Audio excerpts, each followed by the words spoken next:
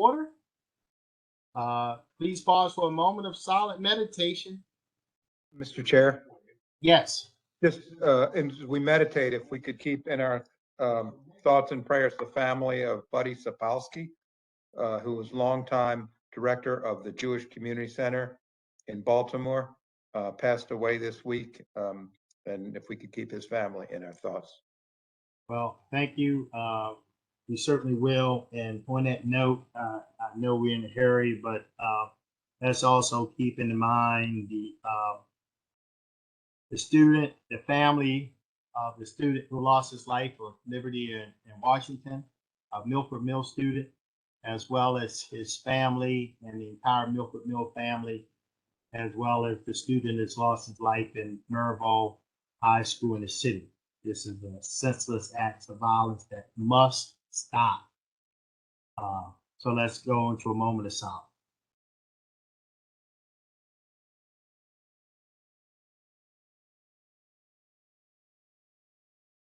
Thank you very much. I'll now call upon Council Member Patoka, who will now lead us to a pledge of allegiance to the flag.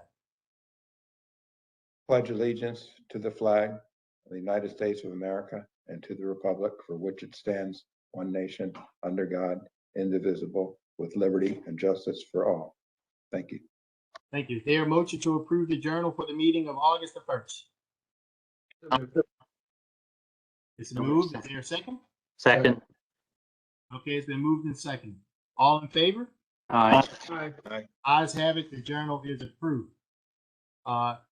Enrollment of bills. Bills 48-22, 49-22, 50-22, and 51-22 were passed by the council, signed by the executive, and hereby enrolled. Mr. Secretary will now read all bills for introduction. Yes, Mr. Chairman. First bill is Bill 60-22, Baltimore County Public Ethics Law Amendments. Bill 61-22, Capital Budget, Bikeways and Pedestrian Access. Bill 62-22, that was 61. Bill 62-22, Current Expense Budget, Local Health Department Health Disparities Funding. Bill 63-22 is Current Expense Budget, Tobacco Use, Diabetes, and Chronic Disease Prevention. And Bill 64-22, Current Expense Budget, HIV Case Management Program, HIV-CMP. Thank you, Mr. Secretary. The council will now consider all bills for final reading and vote. Mr. Secretary, first bill, please. It's my understanding that Bill 52-22 is being withdrawn by the sponsor. Okay. Moving right along to 54-22. Yes, sir. Bill 54-22, Current Expense Budget, Federal U.S. Department of Commerce Economic Development Administration Revolving Loan Fund. Okay, before we move forward,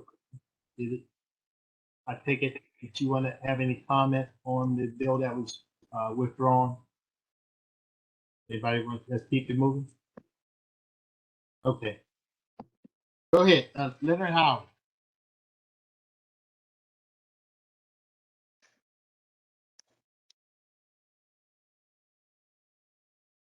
Okay. Mr. Howie is on, Mr. Chair, but he is on via phone. Chris, I don't know if you can see him. Well, we. Ms. Rogers, if someone can, I can only see the first 6 digits. I tell you what, we heard from Mr. Howie during the work session. I understand there was an amendment. Mr. Secretary, the amendment? Yes, there is an amendment, Mr. Chairman. It's a purely technical amendment. It would clarify that the funds are to repaid principal funds plus interest and fees associated with that. Okay. Any questions on Bill 54-22? Okay, is there a motion to approve the amendment to Bill 54-22? So moved. Is there a second? Second. It's been seconded. Mr. Secretary, please call the roll on the amendment to Bill 54-20. Mr. Jones, Aye. Mrs. Bevins, Aye. Mr. Quirk, Aye. Mr. Patoka, Aye. Mr. Catch, Aye. Mr. Marks, Aye. Mr. Crandall. Aye. The ayes have it. The amendment to Bill 54-22 passed. Any questions or comments on the bill before we call for a vote? Okay. Is there a motion to approve Bill 54-22 as amended? So moved. Second. Been moved and seconded. Mr. Secretary, please call the roll on Bill 54-22 as amended. Mr. Jones, Aye. Mr. Crandall, Aye. Mr. Catch, Aye. Mrs. Bevins, Aye. Mr. Quirk, Mr. Quirk, Aye, I was on mute, sorry. sure, Mr. Patoka, Aye. Mr. Marks. Aye. The ayes have it. Bill 54-22 as amended is passed. Mr. Secretary, next item, please. Next, Mr. Chairman, is Bill 53-22, Current Expense Budget, Baltimore County Department of Corrections Medicaid Assisted Treatment in Detention Center Act. Okay. Give me 1 second. Ms. Gail Watts. Mr. Chairman, you have Renard Brooks again, Deputy Director. Sorry, Okay, Mr. Brooks, I apologize. no problem, sir. Well, as we discussed in the work session, the Department of Corrections is requesting council approval for a grant award for our Medicaid Assisted Treatment and Detention Act, House Bill 116 implementation project. The grant period for this particular award was from July 1st of 22 through June 30th of 24. And the detention center is requiring expansion, because of House Bill 116, to expand the program for all 3 FDA-approved medications for substance use disorder to become compliant with the requirements of Bill 116 by January 1st of 2023. The current grant fund expired on June 30th of this year. The funds will be used to expedite hiring a Management Analyst 3, who will be the manager of that MAT program, as well as peer recovery supervisor and peer recovery specialist to support the success of the MAT program model and to bridge offenders back into the community through a comprehensive reentry process. It would be in the best interest of the county to expedite the grant award approval and grant funding to align with the implementation of the requirements for the Opioid Use Disorder Examination and Treatment Act. And the FY23 appropriation cost for Baltimore County MAT program is $303,590, sir. Thank you very much. I understand there is an amendment. There is an amendment. It's also purely technical, Mr. Chairman. It changes the grant number from 1005 and substitutes 1602. Okay, is there a motion to approve the amendment to Bill 53-22? So moved. Second. Been moved and seconded. Mr. Secretary, please call the roll on the amendment to Bill 53-22. Mr. Jones, Aye. Mr. Catch, Aye. Mrs. Bevins, Aye. Mr. Marks, Aye. Mr. Patoka, Aye. Mr. Crandall, Aye. Mr. Quirk. Aye. Ayes have it. The amendment to Bill 53-22 has been approved. Are there any questions or comments from the members concerning Bill 53-22 as amended? Mr. Chairman, I just have a quick comment. Yes, sir. Councilman Kent. Yes, thank you very much. This legislation is very important. If we expect those being released from our corrections facility to not repeat crimes, then to be able to make certain that these people get the medication that they need is vital. So this is a very important piece of legislation, and I urge everyone to support it. Thank you. Thank you, Councilman Katz. I think we all certainly agree. Mr. Secretary, please call the roll on Bill 53-22 as amended. We just need a motion and a second. Motion and a So second. moved. So Second. moved. Second. Been moved and seconded. Now, Mr. Secretary, please call the roll. Yes, sir. Mr. Jones, Aye. Mr. Catch, Aye. Mrs. Bevins, Aye. Mr. Quirk, Aye. Mr. Patoka, Aye. Mr. Marks, Aye. Mr. Crandall. Aye. Ayes have it. Bill 53-22 as amended is passed.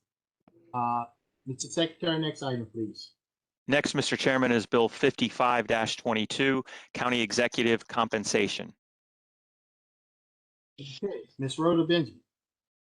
Good evening, Council President and Council members. The Office of Human Resources is requesting council approval for salary increase for the county executive from 175 to 192,000 beginning December 2022 in accordance with Section 402A of the county charter. Okay, are there any questions or comments from the members?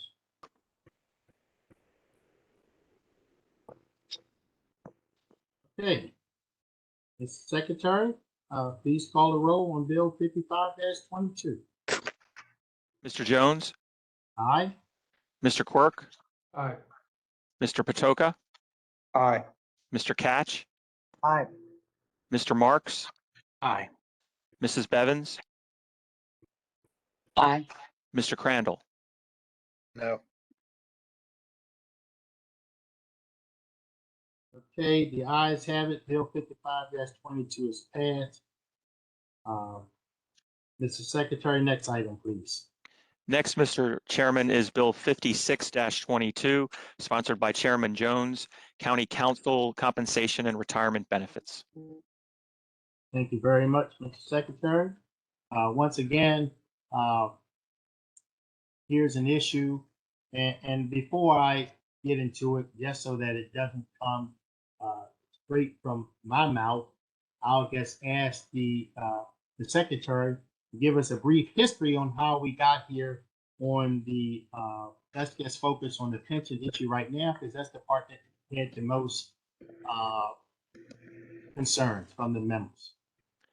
Okay, certainly, Mr. Chairman. I guess to be as brief as possible, prior to 2009, there was not a cap on county council member pensions. Their pension was based on their years of service, that is the number of terms that they were elected to serve. And it did not have a cap. In 2009, the county council passed Bill 94-09, which placed a cap of 60% on council member pensions at that time to be effective for the next council thereafter serving in 2010 and beyond. It did not affect current council members that were members in 2009. And essentially 60% equals three full terms of service with the county council. Fast forward to now, this bill would, the bill has two parts really. The bill, as Ms. Benjamin alluded to, the PSAB also reviewed the county council member salaries and recommended the increases that are noted in the bill. I believe the chairman would go from 70 to 77, and the other members would go from 62.5 to 68 and change. The other part of the bill would remove that cap that was placed in 2009 by the prior council and put things as they were before that.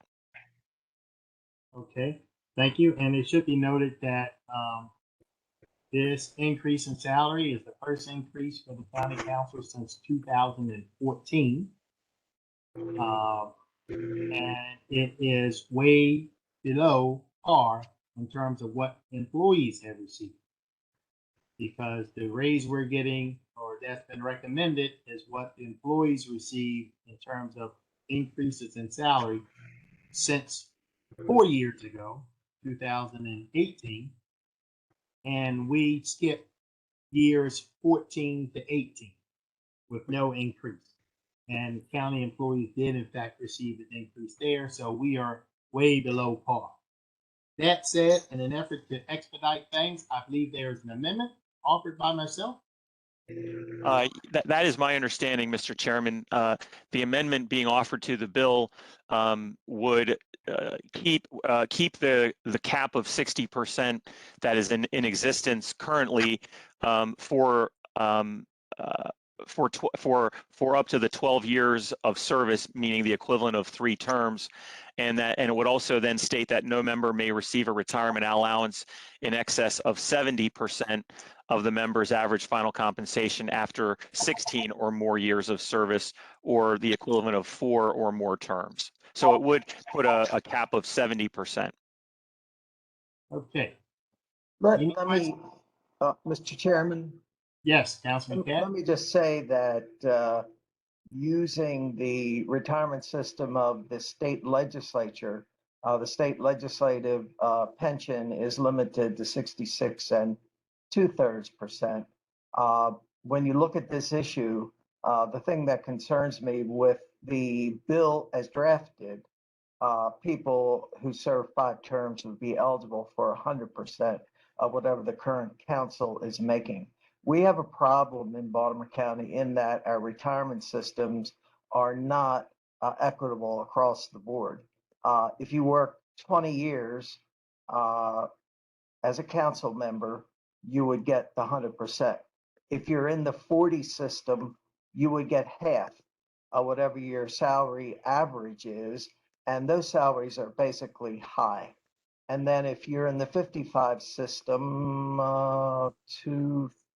it turns out to be 33.33% of your average salary. If you're in the new system where the denominator is 70, you get 2/7 or 28% of whatever the current, whatever your average salary is. So there's such inequities across the board with our retirement systems. And I think that as a council, we need to take a look at all those systems and let's come up with systems that are going to be more equitable across the board. So I can support the 70% because I'm using the state legislature as an example, and the 66 2/3 for the legislature has been in effect for many, many years. And it was the result of much study and contemplation. So I think it is a reasonable percent. For those who don't know, I served in the legislature after my retirement maxed out. So that happens if you are elected beyond the number of years needed for full retirement. And, you know, it just happens. So I think the 70% is reasonable. If it doesn't pass, then I will not be voting for the bill at all, even though I do support the salary hike. Thank you. Okay. So thank you, Councilman Cat. Let me just say one thing. Number one, I appreciate your support, but there's a couple of things we should know. Number one, people in the General Assembly work 90 days a year. Number two, I'm not sure how much money they contribute to their pension, but we on the county council contribute more to the pension at 13.68% than any other employee in Baltimore County. Now, that said, there's a pension system for teachers, there's a pension system for the police, there's a pension system for firefighters, there's a pension system for general employees, and those things are different by design and over years in terms of negotiations and changes and advocacy by their union and based on the job that they do. So that's why they're all different. Many of county employees have a drop. We just added the drop. I was very fortunate. I retired. I had the benefit of a drop, which is a deferred retirement option type program, which is very, very beneficial to employees. We don't have those things here, but all of that said, it sounds like you're in agreement with the 70%. Are there any other questions or comments? I guess when to get those other things out there. Yeah, Mr. Chairman, I just need to make the comment about teachers, the teachers' retirements, their systems, the old, the new, the bifurcated. So there isn't one retirement system for teachers, and the amount that you contribute can be 5 or 7% for teachers. So it is not quite as clear as I think it should be. Mr. Thank Chairman. you. Yes, Councilman Quirk? Yeah, just very briefly, almost echoing what Councilman Batch recently said is, yeah, I was definitely a no. I think the amendment makes it better. I have no problem with the salaries. You know, I think the new language for the pension makes more sense. You know, I think we don't want to incentivize people to be lifers on the council to get 100% of their pension. I think turnover is actually good and important. So, but the amendment, I think definitely it's makes it much different. And now I'm with Councilman Patch's position too. Is the amendment doesn't pass, I'm a no as well. So, yeah, I think amendment is super important. Thank you. Any additional questions? Yes, Councilwoman Bevel? Mr. Chairman, I'd just like to make a comment before the vote. I've talked about it briefly with the other council members that I do think that this is an issue that has to have a holistic approach to it, and you need to go back to the drawing board. You know, is the county council a full-time job? Is the county council a part-time job? We don't get COLAs like regular county employees, and that's what sets us behind with not keeping the salaries the same. But we all know this when we sign up for this job. I guess my question to Mr. Catch, and I don't mean this in any way in disrespect, but I just want you to kind of think when you're talking about hardworking county employees, are you receiving a school system retirement from when you were in a school system? Yeah. Upon Yeah. retirement, yes. Yeah, and you retire and you have a pension also with the legislature, with That's the correct. That is and now, correct. and now you have a pension with the county council in Baltimore County. I really don't think that the people, the citizens, would feel bad for us or feel bad for you, and certainly Baltimore County employees are not feeling bad about that. They want their fair share. Everybody should just have their fair share. And I think that if we're going to look at this as far as the pension again, and, did I think it was fair when it was taken away? I thought it was nothing but a political move. It was an election year. I know why it was done. But, 12 years have went by. Nobody's ever said a word about it. Nobody's ever said a word about it. Now, all of a sudden, there's such a concern about the pension and getting it back, and we don't make enough money, and we make less money in our other jurisdictions, and our pensions are different. So why don't we go back and dive and to the county charter and really define the definition of what our jobs are, and then maybe by doing that, how much time is put into it, because you certainly can't work a 60-hour job somewhere and then say this is your full-time job. That's impossible. That's just impossible. So you can't have two full-time jobs. So it's either got to be your one full-time job or it's just your part-time job, and you got another hustle on the side. So I think that all this needs to be looked at again instead of just one, let's add the pension back in there. I just think it needs to be looked at by everyone. But when you start talking about, poor me, and you have three, and you're well deserved. You worked in the school system, you were a teacher, God bless you. You were a legislator for many years. I'm sure you put forth legislation that changed people's lives. I know I will always be grateful to you for marriage equality vote. Always be grateful for you for being so brave to do that as a Republican. So there's so much good that was done, and you deserve a pension. And you deserve a pension here because you're putting your time in. But don't compare us to the hardworking employees out there in Baltimore County and say, you know, we need to catch up and we don't get COLAs and they get, please, just don't do that. So, I, and I'm, Okay. and I'm not, Any, I'm not going to support the amendment. okay, any additional questions or comments on the amendment? Mr. Chairman, oh, I'm sorry, go ahead. Mr. Cap, go ahead. I'm sorry, go ahead. Councilman Cap? Oh, yeah, Councilwoman Bevins, I actually agree with you.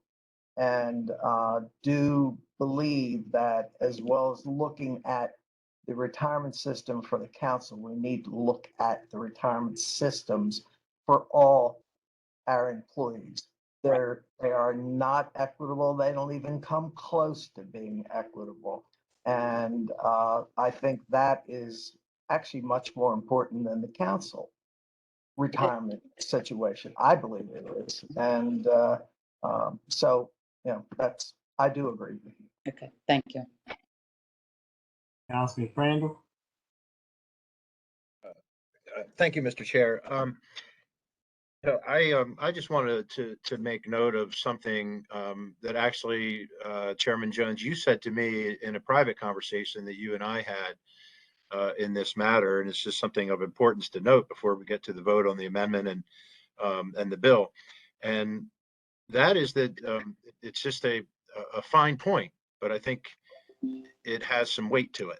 And that is that we are not voting for a salary increase and a change in the pension system for this current membership of the council. We are voting for 2023 and beyond, or whoever the future council members may be in after this election and when those new members are inaugurated. So I just think that's an important point. You and I discussed that a little bit in our private conversation, and I just want to put that out there because there is, no matter how I vote on the amendment and the bill, you're absolutely correct, is that we are voting for the future compensation models for the next council.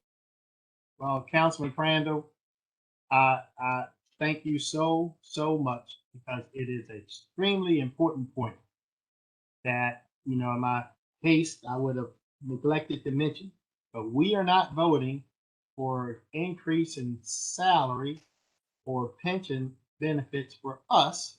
It's for the next council. And the other point that I would make is I am looking forward to working, rolling up my sleeves, or whoever wants to get involved to come up with a better way to do this or another way to do it. But right now, this is the process. There is no one else in the world that can increase our salary but us. This was done by the charter. It's done by state law. No one can make that next salary what it is other than us. No one else. The county executive can't do it. President can't do it. Only the people sitting on the council today can increase the salary for the folks next term. And this is the process. So thank you so much for reminding me. That's so important. It's a very good point. Well, you're welcome, Chair. You're welcome, Mr. Chair. However, I totally agree with you, and I agree with Councilwoman Bevins that there has to be a better way of examining this and doing it than the current one that we have.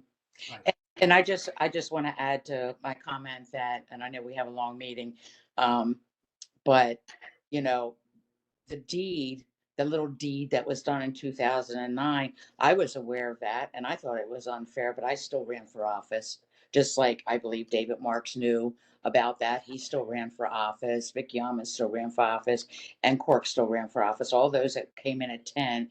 Right after that, we knew that the limit was put on us, and everybody before us got it. So it's like the reverse here. Why are we so worried about the next body, right? Let the next body worry about the next body. Like, why are we so concerned about the next body of council that comes in if it's not going to affect any of you? I don't get that. Why not let them do it? I personally guess I just feel like I'm trying to clean up a lot of things that I don't think were wrong. I And don't that- think it's fair what was done. I don't think it was. I fair. agree. But we've let 12 years go by and no one has said a word in 12 years.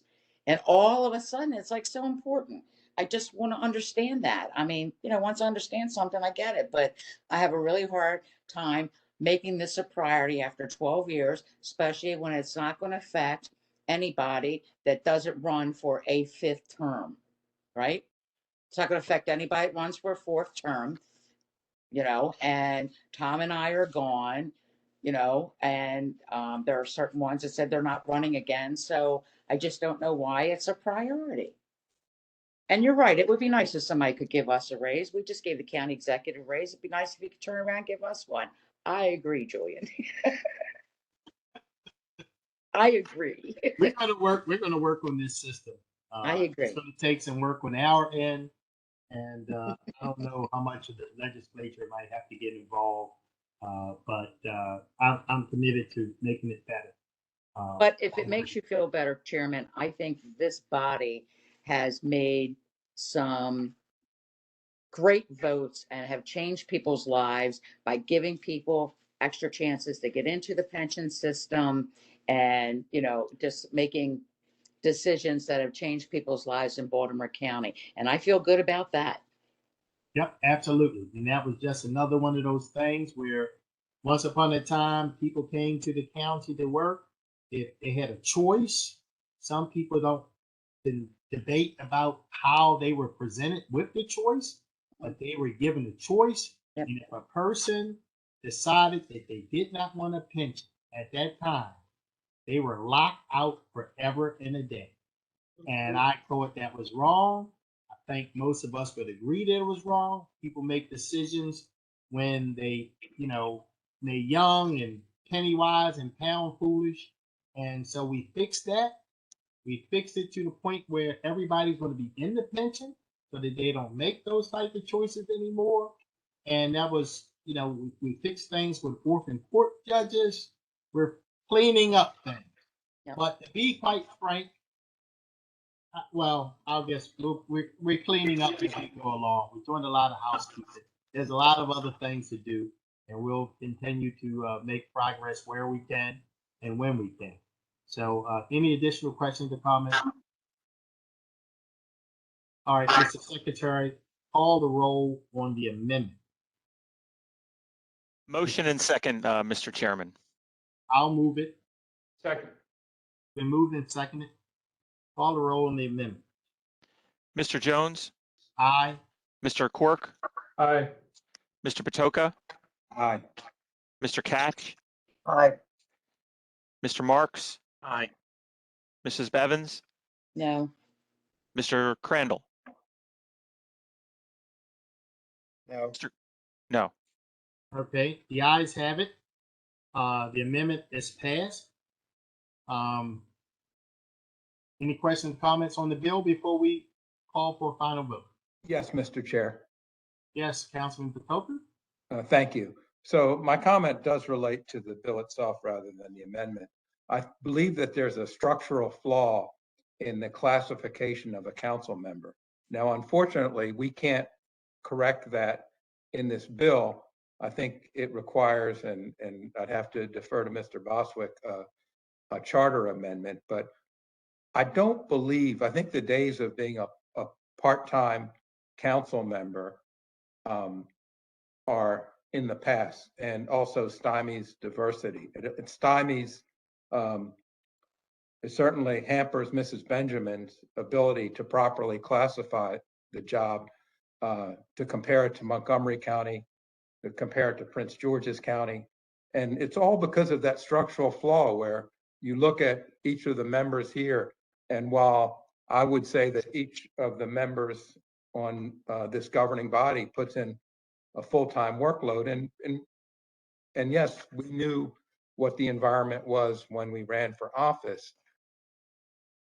But I think that the nature of that job has changed. The days of citizen legislator have moved in, especially as we all work through COVID. The days of citizen legislator have we've gone beyond that, where this local level job has become a full-time job. And I would also say that when you run for office, especially as a council member, I don't believe, I don't know, I may be mistaken, but I don't believe anyone runs and says, listen, I'm running for council member, but let me just tell you, I'm going to do it part-time.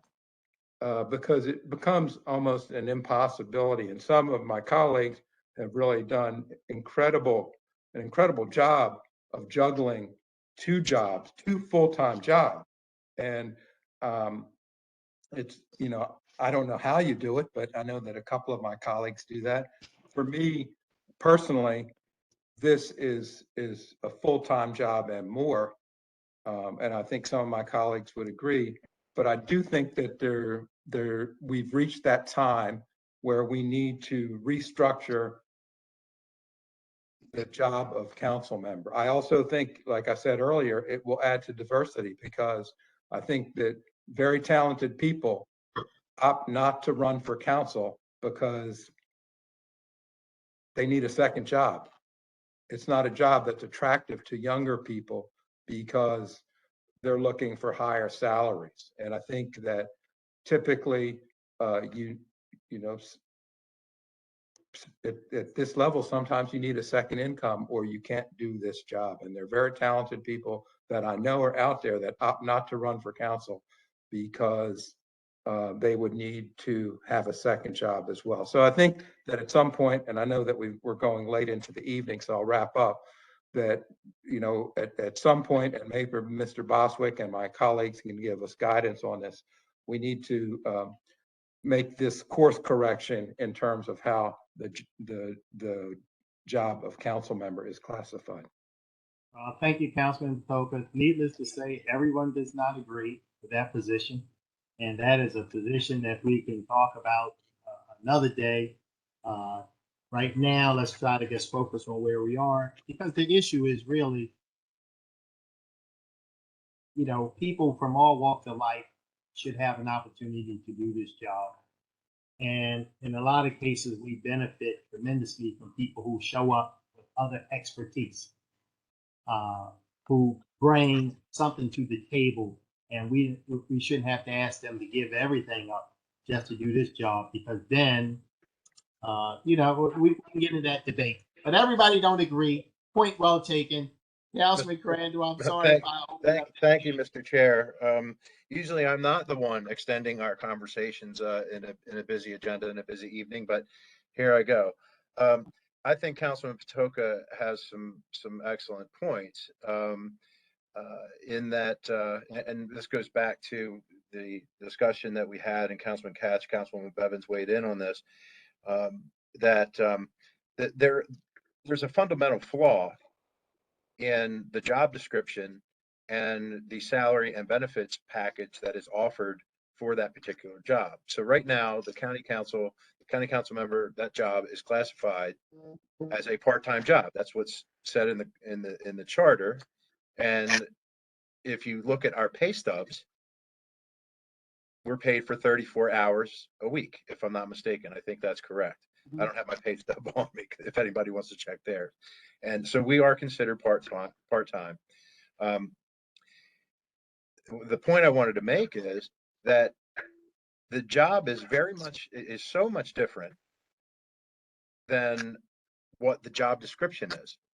Because as far as I know, and maybe Mr. Bostwick can enlighten me if I am incorrect, the only thing that a council member is required to do is to attend legislative sessions. That is correct. The other work that we do, advocating for our communities, constituent services, reading and studying policy in preparation for legislative meetings. The only requirement is that we show up for legislative sessions. Mr. Bostwick, is that correct? Mhm. That is correct, sir. If you want to look at the charter, so that is what the charter considers the job. It considers it a part-time job that you show up on alternating Mondays during the year, and you are there in person to vote on fiscal matters legislation, and then there are some other components to it where we do confirmations of different boards and things. And of course, we have the final say on county budgets. So there is that leads to this notion that there is a fundamental flaw in how the whole thing is structured. And I think that that is not something that can be fixed by this piece of legislation. It has to be fixed by the charter. And I think that based on the facts and on the things that other members have said this evening, I think that they would agree that the salary and compensation do not, and the job description do not match up with what we actually do on the council. So I'll just leave it at that. Thank you, Councilman Crandall. Mr. Secretary, interest of time, ask that you call the roll on Bill 56-22 as amended. Is there a motion and a second, sir? There a motion to second? I'll move it. There a second? I'll second it. Been moved and seconded. Mr. Secretary, call the roll on Bill 56-22 as amended. Mr. Jones, Aye. Mr. Quirk, Aye. Mr. Patoka, Aye. Mr. Marks, Aye. Mrs. Bevins, Nay. Mr. Catch, Aye. Mr. Crandall. No. Okay, the ayes have it. Bill 56-22 as amended is passed. Mr. Secretary, next item, please. Mr. Chairman, Bill 57-22 was withdrawn prior to tonight's meeting, and that will bring us next to Bill 58-22, sponsored by Councilman Marks, University-Based Retirement Communities.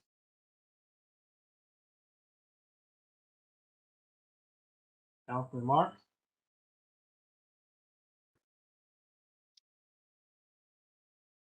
You're on mute. There we go. Bill 5822 amends the Baltimore County zoning regulations to permit university-based retirement communities as a by right use in certain areas. University-based retirement community is defined as one that houses persons 62 years of age or older, as dictated by the residency agreement, located at least in part on an institution of higher learning. The idea here is that you would have a place like Goucher College, which is partnering with Edenwald, that would develop this type of facility where you would have senior citizens living in this facility, using the campus of Goucher College, participating in arts and cultural events, perhaps taking classes. You would have this kind of groundbreaking type of use at a campus like Goucher College. So the bill is restricted to the Towson area, and I really think it is a model that we can employ as Baltimore County attempts to reach its senior housing goals. The county is a quarter senior citizen, so this is the type of legislation that I think could be emulated elsewhere. There are some amendments that I'm offering, and Mr. Bostwick can describe these in more detail, that basically require any project like this to go through the development review process, so there will be community input, and that also stipulate that the open space and basic service maps requirements will apply to this type of facility.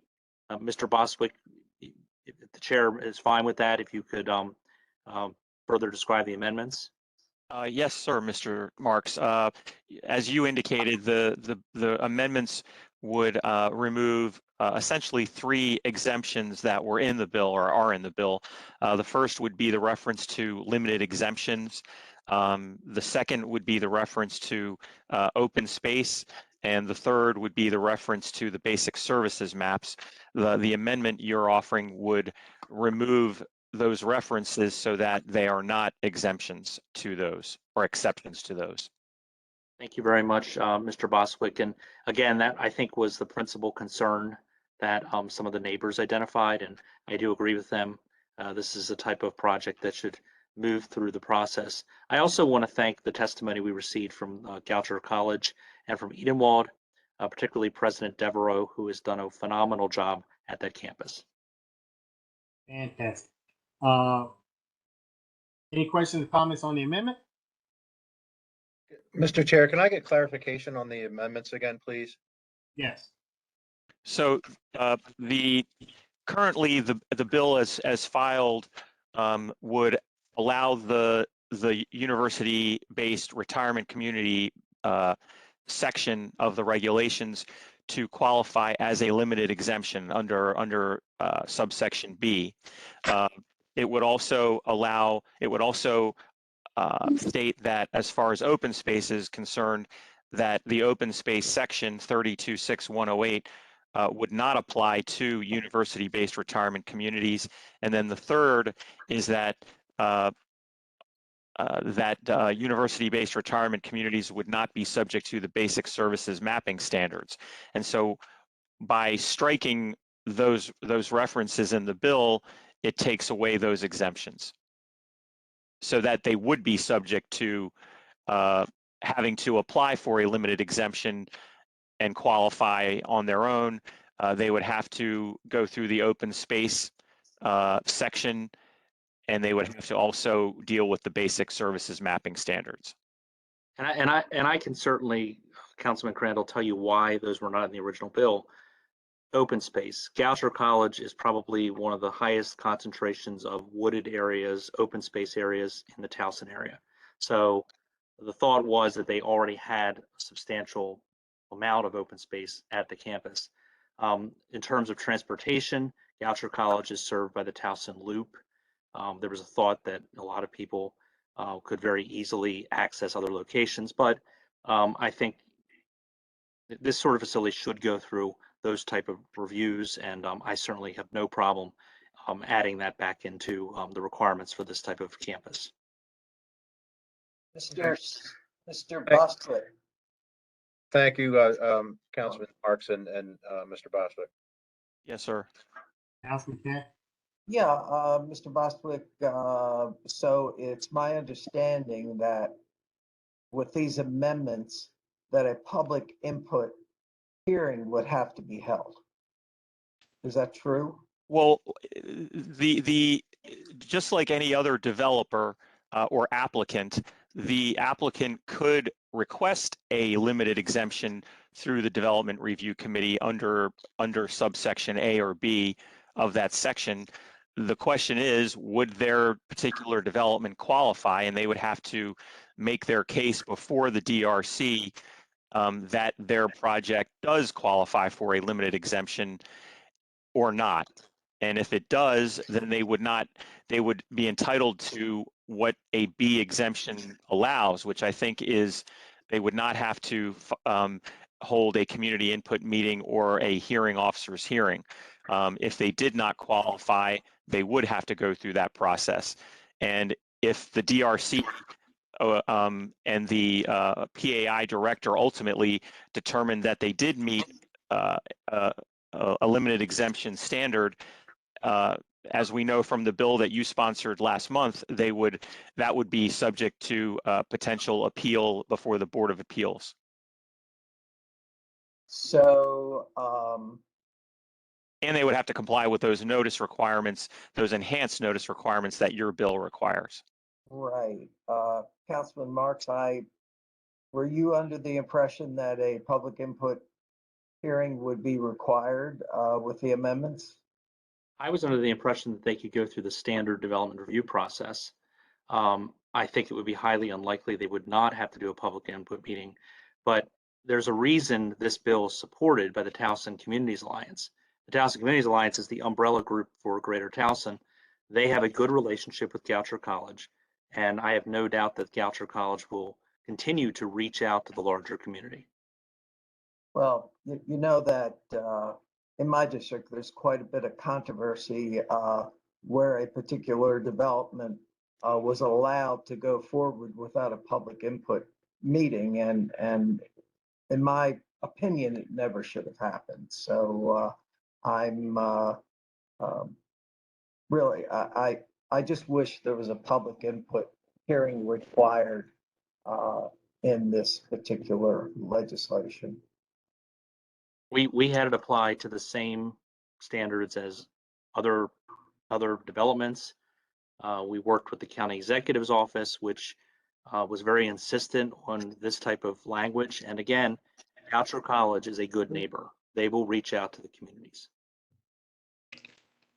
But I understand that they had not reached out to the residences of, I don't know if they're condominiums or apartments. And I think that's a problem. Well, they reached out to the That's- Towson Communities Alliance, which is the larger umbrella group. They subsequently did, and a representative from that community, Towson Gate, I believe, testified that these were good improvements to the bill. Yeah, but as far as they were not consulted or brought into the process until late. And, that's of concern to me. So, we'll leave it at that.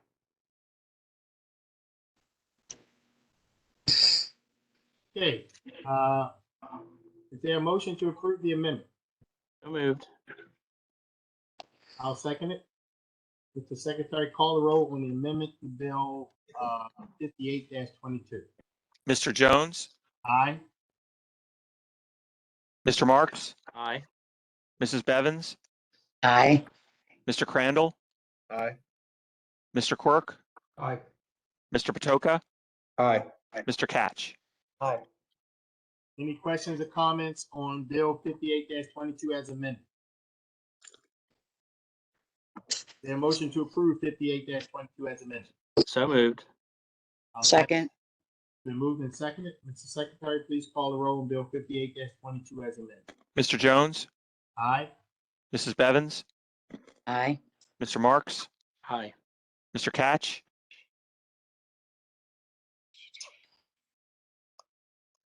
No. Mr. Patoka, Aye. Mr. Quirk, Aye. Mr. Crandall. Aye. Ayes have it. Bill 58-22 as amended has passed. Secretary, next item, please. Next, Mr. Chairman, is Bill 59-22, sponsored by Councilwoman Bevins, Veterans Housing and Treatment Campuses. Thank you, Mr. Secretary. Yes, ma'am. First, I apologize. Was very ill last week for the work session, so I couldn't really participate in the conversation about this bill.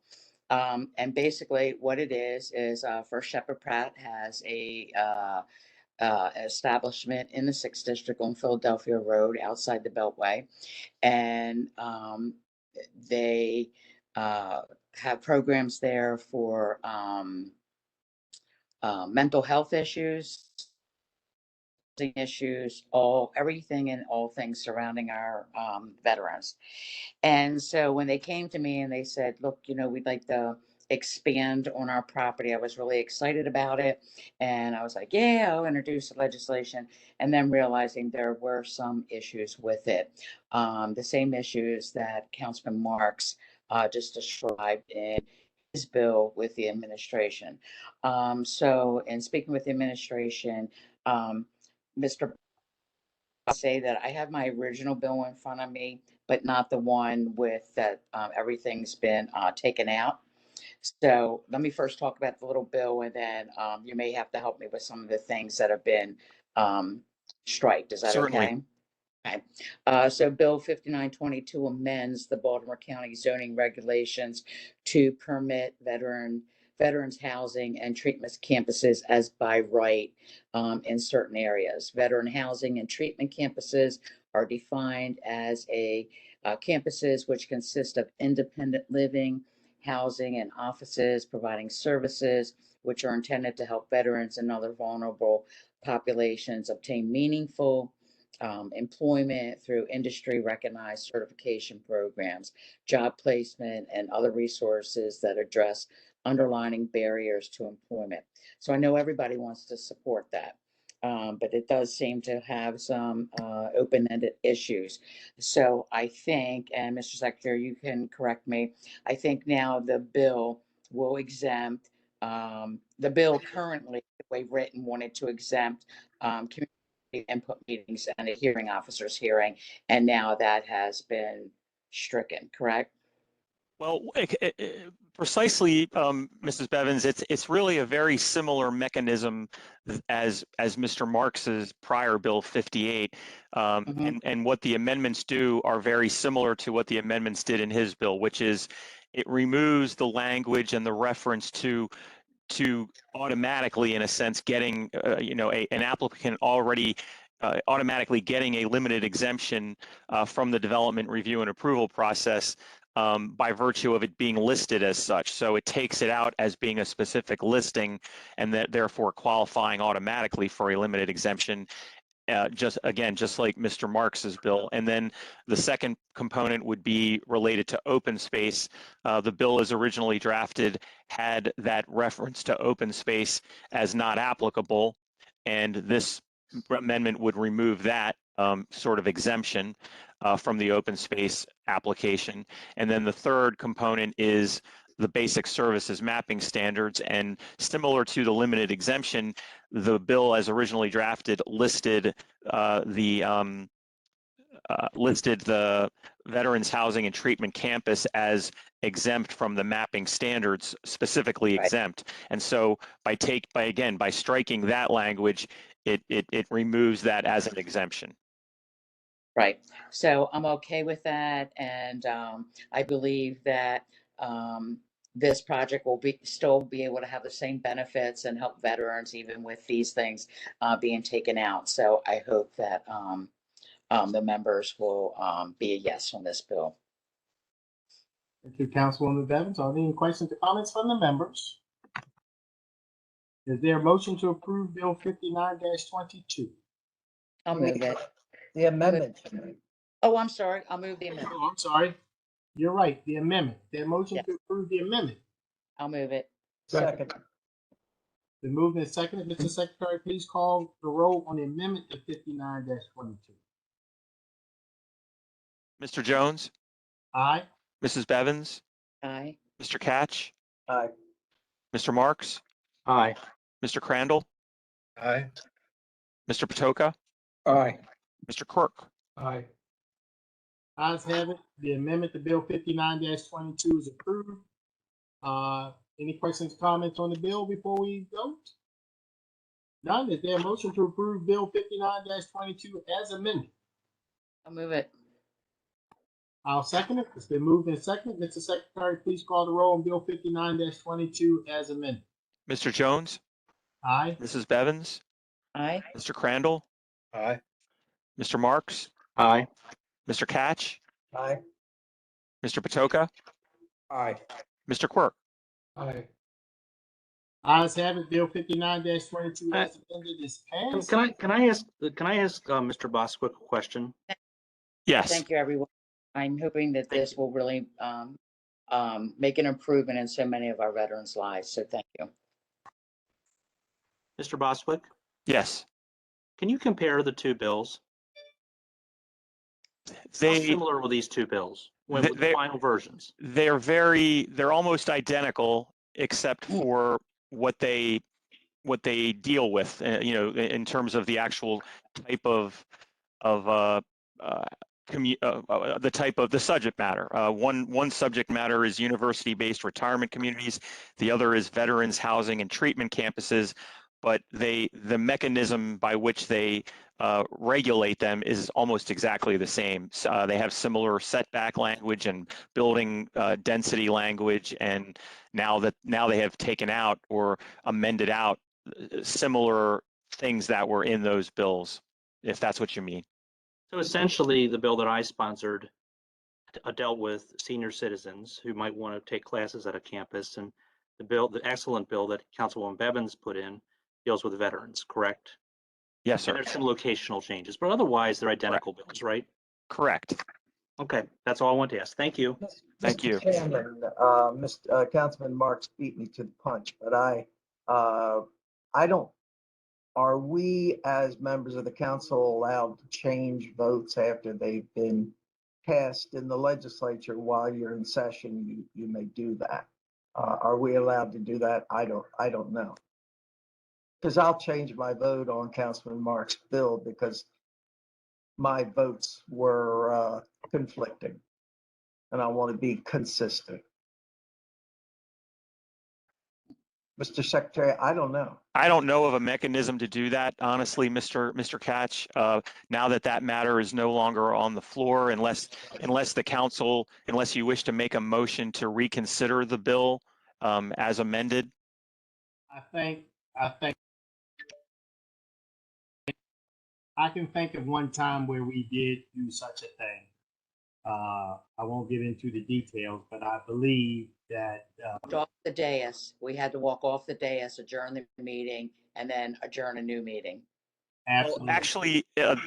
Actually, what happened was you did adjourn the meeting, but then you did have to come back. Yes, I don't think you have to adjourn the meeting in this situation, but you did then.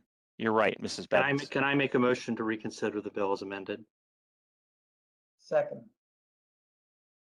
Okay. Is that appropriate? There's no legal problems with that, correct? I don't think so. The bill No. passed in the first place. If all we're doing is correcting we could have a revote.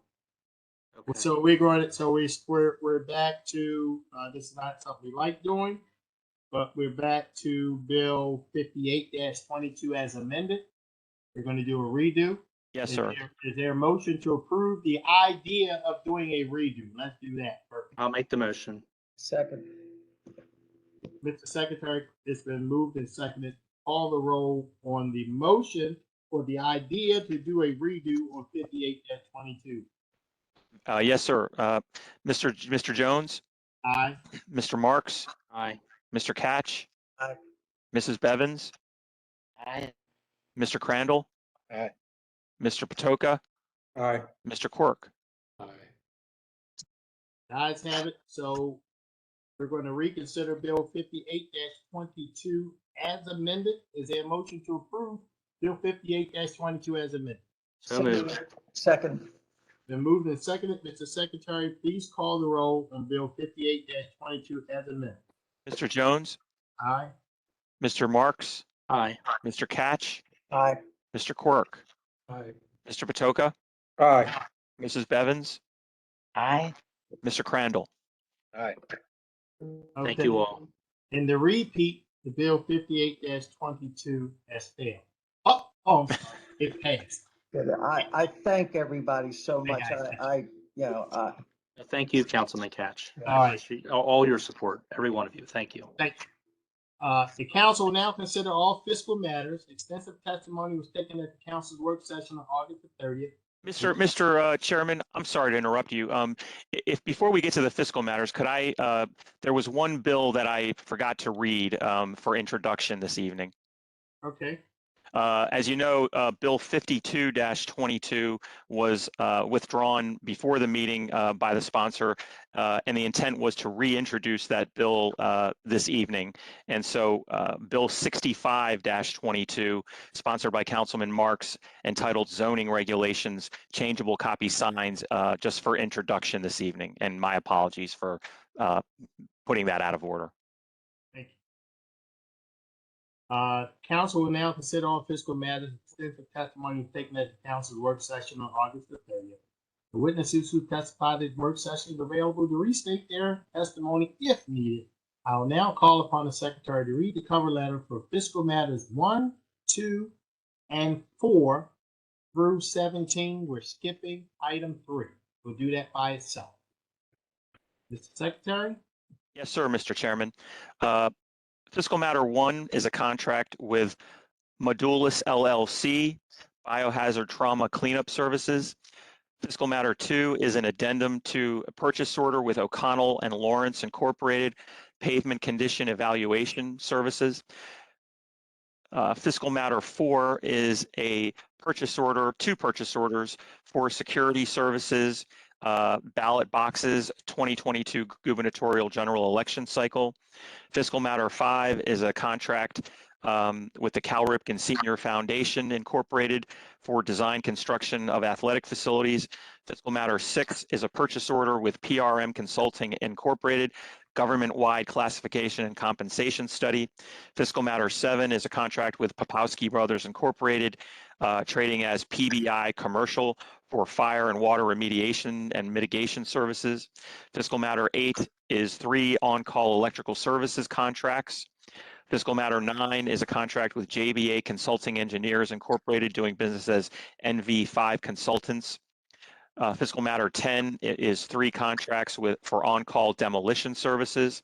Fiscal matter 11 is a contract of sale with Penny Foley Miller for the acquisition of a conservation easement at 15224 Dover Road. Fiscal matter 12 is a contract of sale with Mount Carmel Road LLC for the acquisition of a parcel for the new Hereford Senior Center. Fiscal matter 13 is a contract of sale with Carmel View Farm LLC for the acquisition of a conservation easement. Fiscal matter 14 is a contract with Heart to Heart Ambulance Services Incorporated. Fiscal matter 15 was withdrawn prior to tonight's meeting. Fiscal matter, and will not be under consideration for the council this evening. Fiscal matter 16 is a contract with NAMI Metropolitan Baltimore Incorporated, educational support. And fiscal matter 17 is an amendment number 3 to the contract with Cannon Washington Incorporated as part of the multi-year improvement plan for BCPS facility condition assessment and county facilities. Mr. Chairman. Well, thank you very much. Any questions or comments from the members?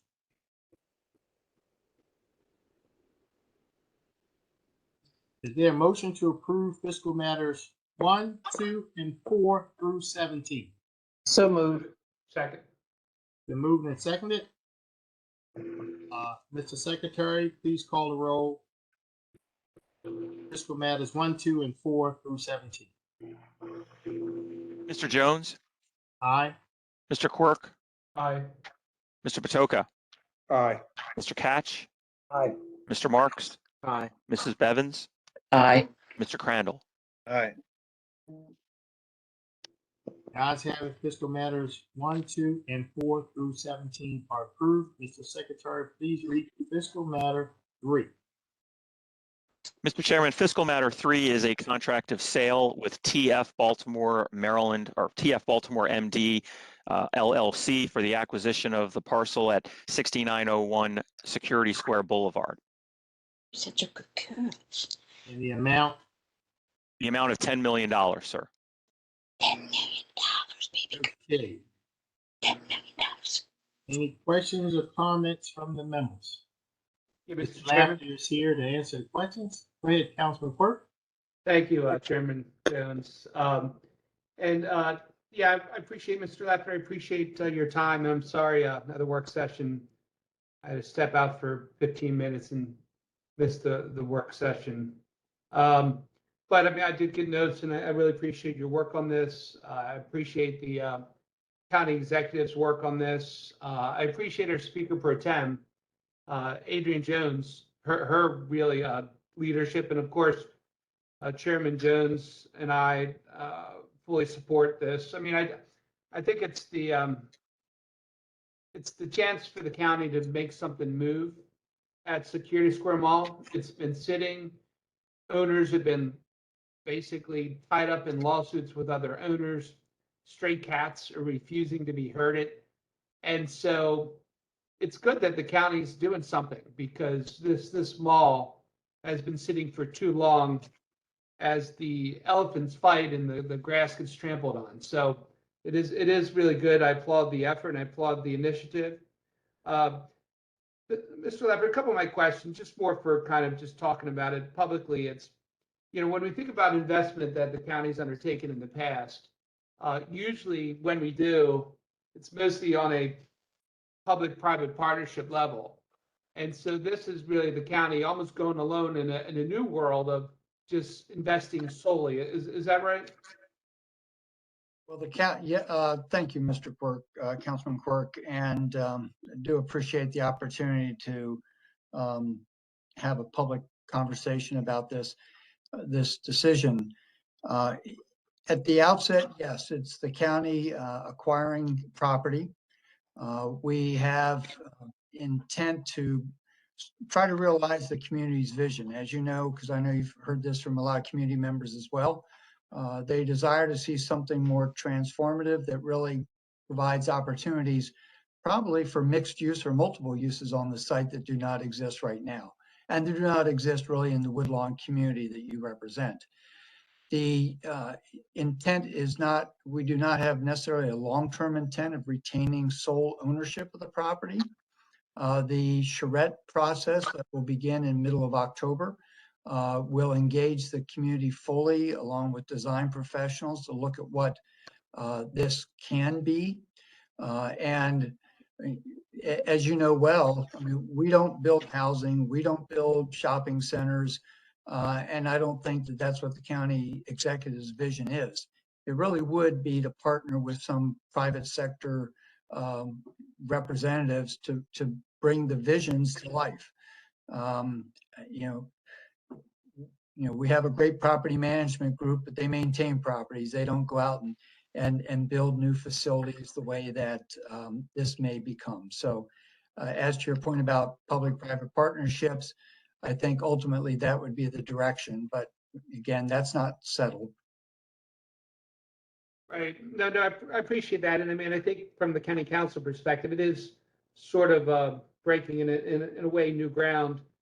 So I guess just like any strategy, when you enter into an engagement, always the question is, well, what is the criteria for when do we win or when do we sell? Do we have any thoughts on at what point would we consider selling the property? It's too early, but I'm just trying to understand kind of what is our exit strategy, what's our entrance strategy, which I understand what's kind of our exit strategy too, just since it's a new thing. Well, I think it really depends a lot on what the uses may be. You know, we don't rule out the potential for public service provisions. I mean, I know that the senior center in Woodlawn is undergoing renovations now, so relocating the senior center is probably not realistic. Is there a need for a different library facility? Is there a need for recreation space that Recreation and Parks could provide so that we would have a longer term play than just bringing in the private sector? Or are the uses, I mean, the appraisal itself said the highest and best use is probably demolition and some mix of housing.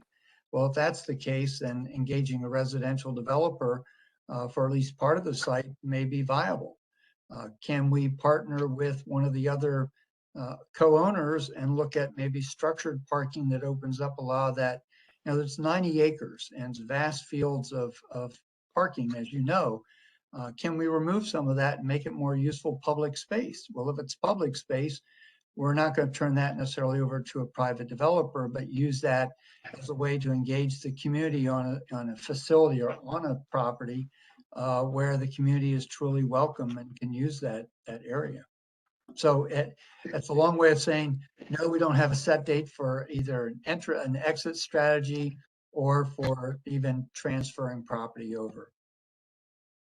Well, I appreciate your leadership on this, Mr. Lafferty. I know you and Director Gutwald and many others have worked really long hours, and I think all of us became more and more frustrated as we saw some of the private owners really not going far with this and just getting caught up too much in lawsuits and everything else. And as I've said, I know Chairman Jones has said many times, you know, this property, it's never been a question of the demographics. Got wonderful people that live around there, good disposable incomes.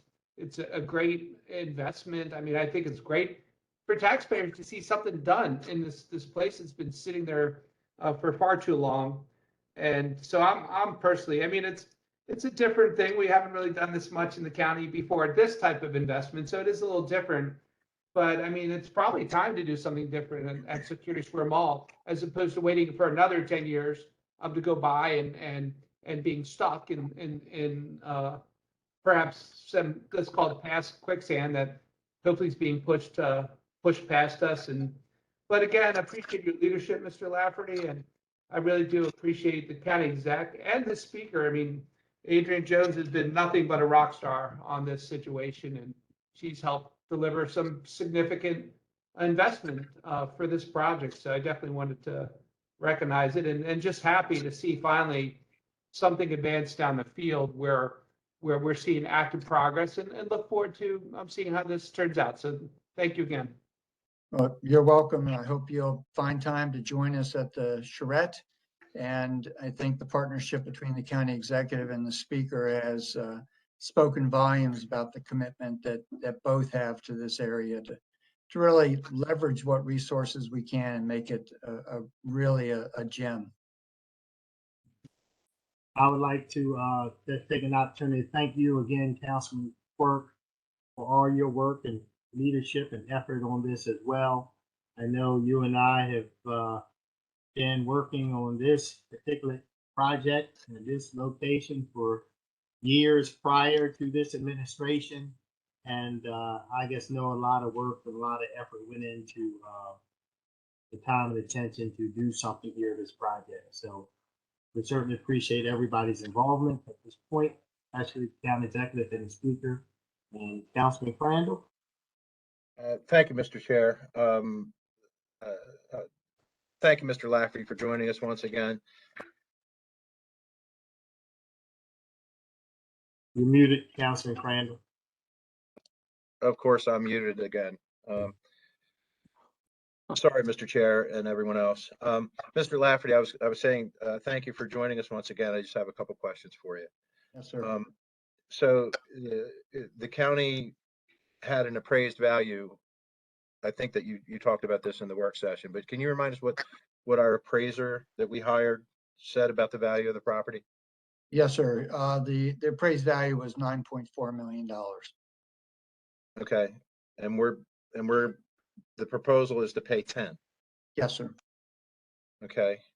All right. It was mentioned that there were lawsuits that the ownership of the whatever entity it is that owns the place, that there's different lawsuits going around that have sort of been prohibitive to any success at the location.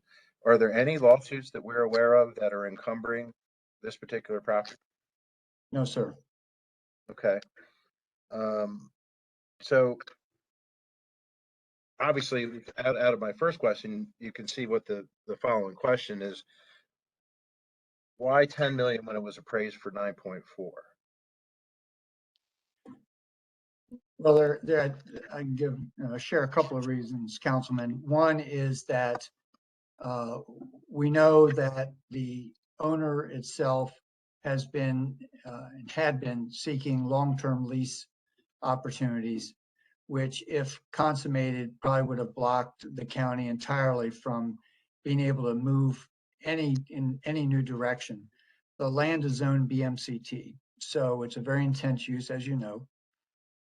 And a long-term lease for a warehouse, a car dealership, or other such uses really would have totally derailed any chance the county might have had to sort of redirect. In negotiation with the owner, we started at a lower number. They obviously started a higher number, and this is where we settled, believing that as a long-term play, this can be more transformative and worth that additional investment. The reality is that it's not too far off from earlier estimates that economic development and planning had sort of assessed, or we took more of a swag than anything scientific, but this really comes within that range where we estimated we would end up. I think the difference, not insignificant, but also not insignificant. It's not as significant as what we think the real benefits will be to the overall community and county in the long term. So. Okay, and I'll thank you. I will ask, I guess, one other question. I'm having, to be honest, I'm having difficulty with the concept here. So if we don't know what the plan is, and we have some bright people and community involvement to maybe figure out the plan, but if ultimately we don't know what will actually occur on the property as and you referred to several different possible uses, maybe some concurrent uses of the 90 acres. If we don't know what the plan is and what it will become, then how do we assess a $10 million value to the property? Could it be that we get to the end of the road and it's actually worth $5 million because of what we ultimately did with it? Is it worth $20 million what we did with it? So I'm just sort of, and Councilman Quirk said this is something new that we're approaching here. But I just don't know how we pay above appraised value on something that we don't know what the future holds. It just seems like a lot of money to get into something where there's a definite unknown to what this property becomes. So I don't know if I've articulated my difficulty with it, but so how do we know what the future value is? Well, Are we I'm going not to do sure so? Are we going to do so great that it's going to be that it's going to be worth the investment? it's going to be worth the 20 million that you referenced a moment ago, Councilman. You know, I think predicting future value of land is always a challenge. You may recall that actually when the red line looked like it might be alive, this was projected as a potential terminus. But even without the red line, in conversation with MTA, for instance, they look at this location as a potential terminus for east-west transportation. We also know that there is more residential investment down on Johnny Cake Road that's going to bring more people into the immediate area, and therefore not only sort of likely raise the average median income, but bring in more potential, customers for whatever is taking place in the area. It's an area where one of the owners has already started a reinvestment strategy on part of his property. And we know in talking to one of the owners that owns the interior part of the mall, they're super excited about partnering with the county to realize some different opportunities that they may have. So I think and in our initial conversations with our economic analysts, they see some real potential, even though, for instance, on the office market side, which is fairly soft, there's still some other growing chances. And the location itself sort of strikes a lot of people as pretty unique because you're right off of 695, not, right next to 70. So I think there's a lot going for it, but the failure to invest, we all realize that a lot of these large enterprises, the J.C. Penney's and the other businesses like that over time, the Sears of the world, that they were a dying breed. So it's an opportunity for reimagining really what can happen on the site. And we also know the community is like totally invested in trying to work with us and with future owners. So I just think the potential, especially when you're talking as the county's investment of owning 18 acres in this location, which is a pretty vibrant community. Just, I won't say it's incalculable, but I think that the value is really added on to what already exists. Okay, thank you, Mr. Lafferty. I have to say that this it seems so speculative, and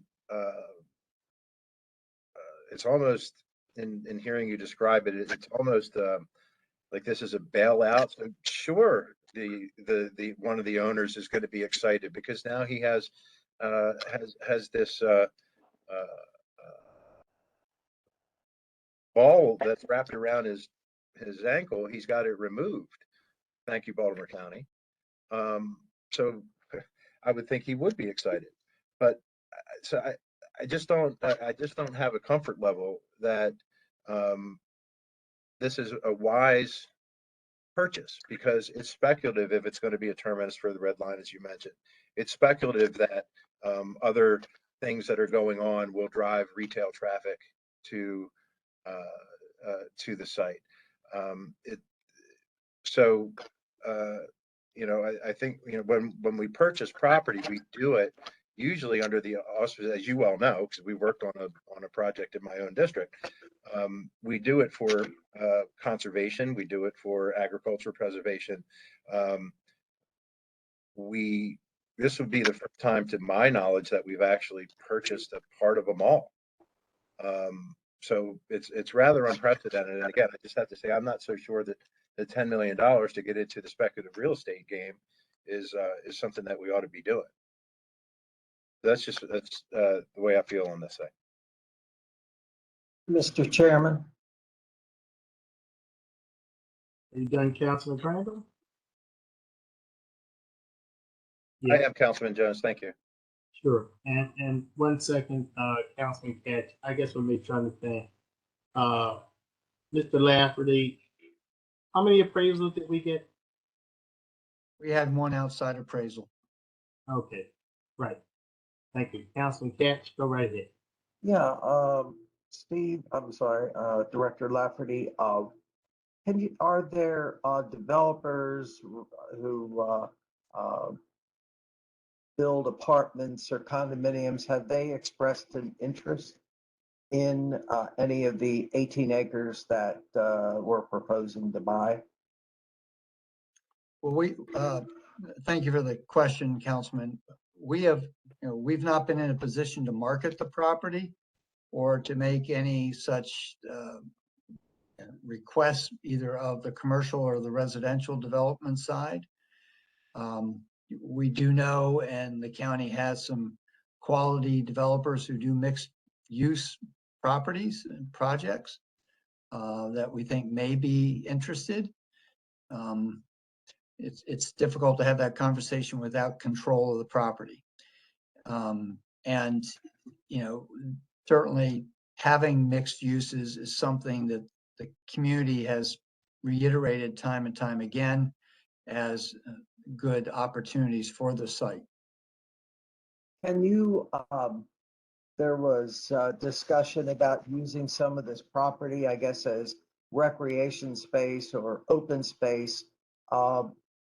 If that does occur, can funds from program open space be used to, in essence, I guess, reimburse the county for the part of the purchase? I really have to defer to our budget people, but I believe so. And I'm sitting here thinking of some uses for this property, and let me just say that our animal shelter is way up in northern Baltimore County on Manor Road, and not very convenient for people. And I would like you to consider a branch of the animal shelter or something equivalent to that at this site. I think it would just be beneficial to the county and everyone. So you have not, since we don't own the property yet, you have not solicited developers.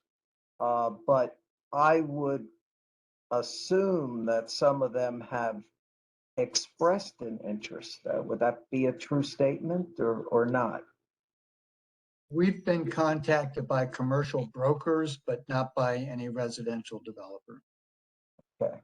And of course, the trend, of course, look at Hunt Valley are building residences on those sites, as you said, mixed use. So I think that, I'm somewhat optimistic about what is going to happen there. Council Chairman Jones, did you put in a bill like a year ago changing the zoning at the mall, or was it Councilman Quirk? Was it something to do with the service station, or Is my memory correct? That, Councilman Quirk, Yeah, but we've had a couple different pieces of legislation designed to try to move things along at Security Square Mall. And yeah, so we've done a few things trying to encourage action. Did it work? Nope. I'm sorry, I didn't hear you. No. Okay. and I think the latest issue as it relates to a service station was with the proposed, I think Wawa was supposed to go out on the Security Boulevard side with Chick-fil-A, and that was denied. I'm not sure all the details, but that did not go through. It was Actually, Mr. Chairman, the Chick-fil-A is under construction right now. But the owner did back off from developing the gas station, basically in response to the county, to the community's response, not wanting to see a gas station. They could have pursued it further than they did. It was denied at the Board of Appeals, but they were trying to respond. That's on part of the parcel that's owned by Macy's. That's right. And we've had multiple efforts of people trying to put gas stations all around Security Square Mall, and it's just simply not wanted by the community. We have plenty of gas stations there. For some reason, a billion people want to put them at Security Square Mall or surrounding area, and I've personally rejected every single one of them that I can. And I also appreciate the community saying no consistently on more and more and more gas stations, never ending gas stations. No, we have plenty of them. Yeah, I know at the mall, along Security Boulevard, there's what was it called? Banisters or something, a restaurant was there, and IHOP was there. Are they still, those buildings still not being utilized? They were finally torn down. There was a Bennigan's and an IHOP that were vacant for over a decade. And fortunately, they finally tore them down. A lot of community pressure, a lot of pressure by the council chair and the councilman to finally make that happen. How many separate owners are there of the mall property? 5. 5. And so 4 plus the county, if this is approved, or is it Yes. 5 plus the county? 4 plus the county. And this is approved. And this move is intended to give impetus to, I guess, the other 4 owners to follow suit with the county and with a redevelopment goal, I would think. Well, the county executive was committed to the charrette as a way of trying to stimulate and motivate the owners to move in a better direction. And I think he recognized that it would be better to be a participant than to only try to jawbone people into doing things. And so by having an ownership interest, then we can partner with, and we've already had some preliminary conversations with a couple of the owners about how we could work together to not combine the land, but combine our intentions and see how the land could be better utilized. And obviously, the county executive has clout here, and I'm sure that he's willing to do this. A constituent sent me a file, which there's a show on television apparently that, or YouTube, where they show the inside of abandoned malls. And Security Square, the constituent sent me the tape of Security Square Mall, which I was surprised at. I had no idea that it was in such bad shape, and a great deal of it is deserted, which I wasn't aware, because I think Macy's is still there. Was that a true statement? And what's the other? Yes, Macy's is still there. Is J.C. Penney still there? No. No. So Macy's is it? I would say Macy's is it. I mean, there's other stores in the mall. No, I mean as far as anchor stores. Yes, you have a Burlington coat factory on the backside too, but, Okay. So, well, hopefully this is going to be what's needed to turn around this property and so that it becomes a real asset for this community. And Mr. Chairman, if I could, I think Councilman Katz hits on a really good point that might alleviate a little bit of Councilman Crandall's concerns that if this property is really redone the right way and bringing a lot of different energies and different people into the equation, and it gets revitalized. I mean, this is such an underutilized piece of property from even a tax paying standpoint. I mean, if we get better businesses and we get a better investment there, this could pay huge dividends for the county for many, many years to come. And I know when I bought one of, let's just say a business property, I did pay a little more for it at the time than even the appraised value. And it's actually turned out to be one of my better investments 5 years later. And I have every confidence that, you know, with the speaker and with the county exec and with the community all aligned on this one, it's going to bring people like Howard Brown, for example, to the table. And maybe at some point set the captives free and Howard Brown can break bread and work together, and it'd be a wonderful thing for the community. So I'll just say that in case Rob Hoffman's tuning in. So thank you. Mr. Chairman, I would like Yes, to bring, Councilman Katz, correct yeah, me. I'd like to bring the council's attention to the Hunt Valley Town Center. The Hunt Valley Mall was a vacant mall, closed and vacant. Look at it today. There is quite a bit of potential out there. And I would hope that Security Square will look like or be like Hunt Valley Town Center when all is said and done. Okay. Councilman Catch, the county didn't pay $10 million to own a piece of Hunt Valley Mall, though. That's what That is That's what we're true. talking about. I have no, I I understand. understand that there needs to be revitalization and that there have been efforts underway. Again, I just have concern that we don't know what's going to happen here, but we're going to pay $10 million to find out. Well, let's just hope that the county, I don't think the county's gonna allow it to fail. Agreed. I mean, that's. the way Mr. I- Chair, Yes, Councilman. Okay. thank you. I want to thank Mr. Lafferty for setting up some time to review the charrette process with me. While during the redistricting, the second district, the border extends to Windsor Mill Road and to Dogwood Road. So Security Mall will have direct impact not only on the first district and not only on the fourth district, but certainly on the second district in December. So if I'm lucky enough to be reelected in the general election, there'll be constituents that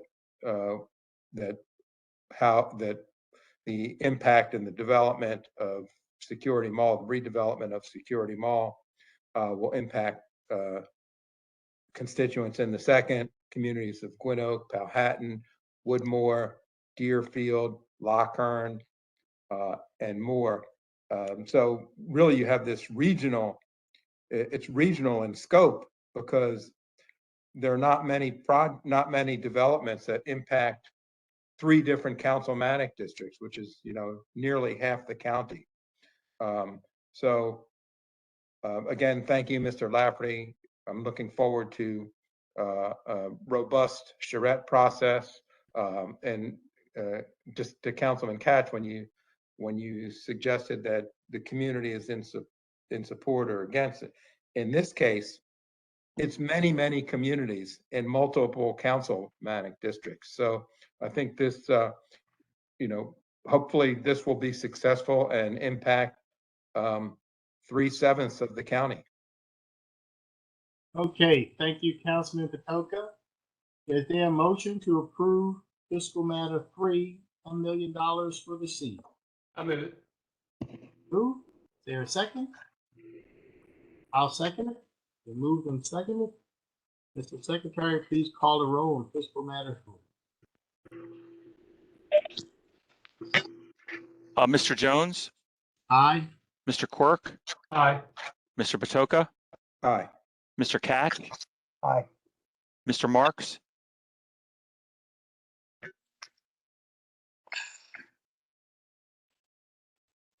You're muted, Mr. Marks.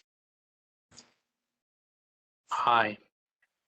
Mrs. Bevins, Aye. Mr. Crandall. No. Ayes have it, fiscal matter 3 is approved. Mr. Secretary, next item, please. Your Honor, Mr. Chairman, next is, I believe, the non-competitive awards. Whenever a contract over $25,000 is awarded by a process other than formal competitive bid, it is required that a copy of the contract be given to the county council and the nature and parties to the contract be announced by the secretary at the next legislative session following award of the contract. There are 13 such contracts this evening, which I will now read. The first is a purchase order with Edward G. Ryle and Sons for box produce grocery drive and go initiative for fiscal 22. The revised total estimated expenditures for this PO between April and June of 2022 is $847,614. The second is a purchase order with Havtech Service Division LLC for HEPA filters and air purifiers throughout county facilities.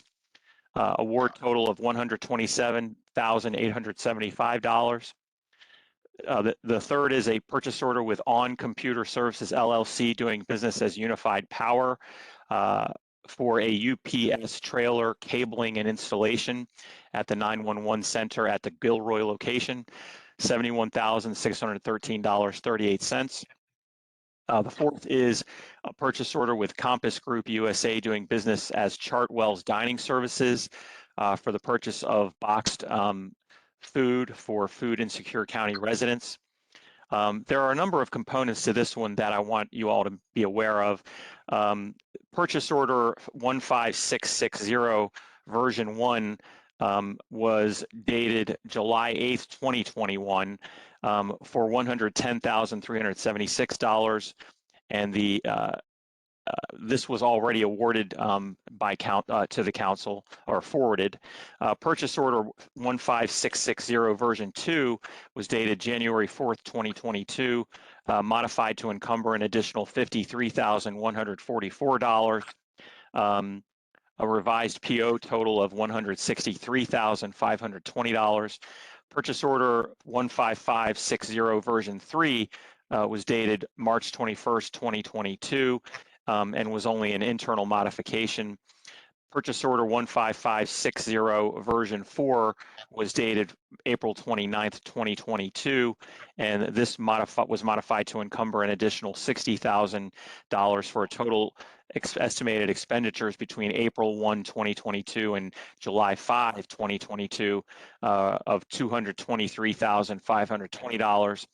All versions of this purchase order 15660 are reported to the council as non-competitive, exceeding $25,000 in value, and that leads us to the additional award total as of July 15th of $113,144. The fifth is a master agreement with Cordico Incorporated for a mobile wellness app software, estimated award total of $270,000. Fiscal matter, the sixth purchase order is with C&D Municipal Sales Incorporated for parts pump at the Essex Sewage Pumping Station, award total of $67,440. The seventh is a purchase order with Sherwin-Williams. It's an emergency purchase for yellow traffic paint, $59,936.25.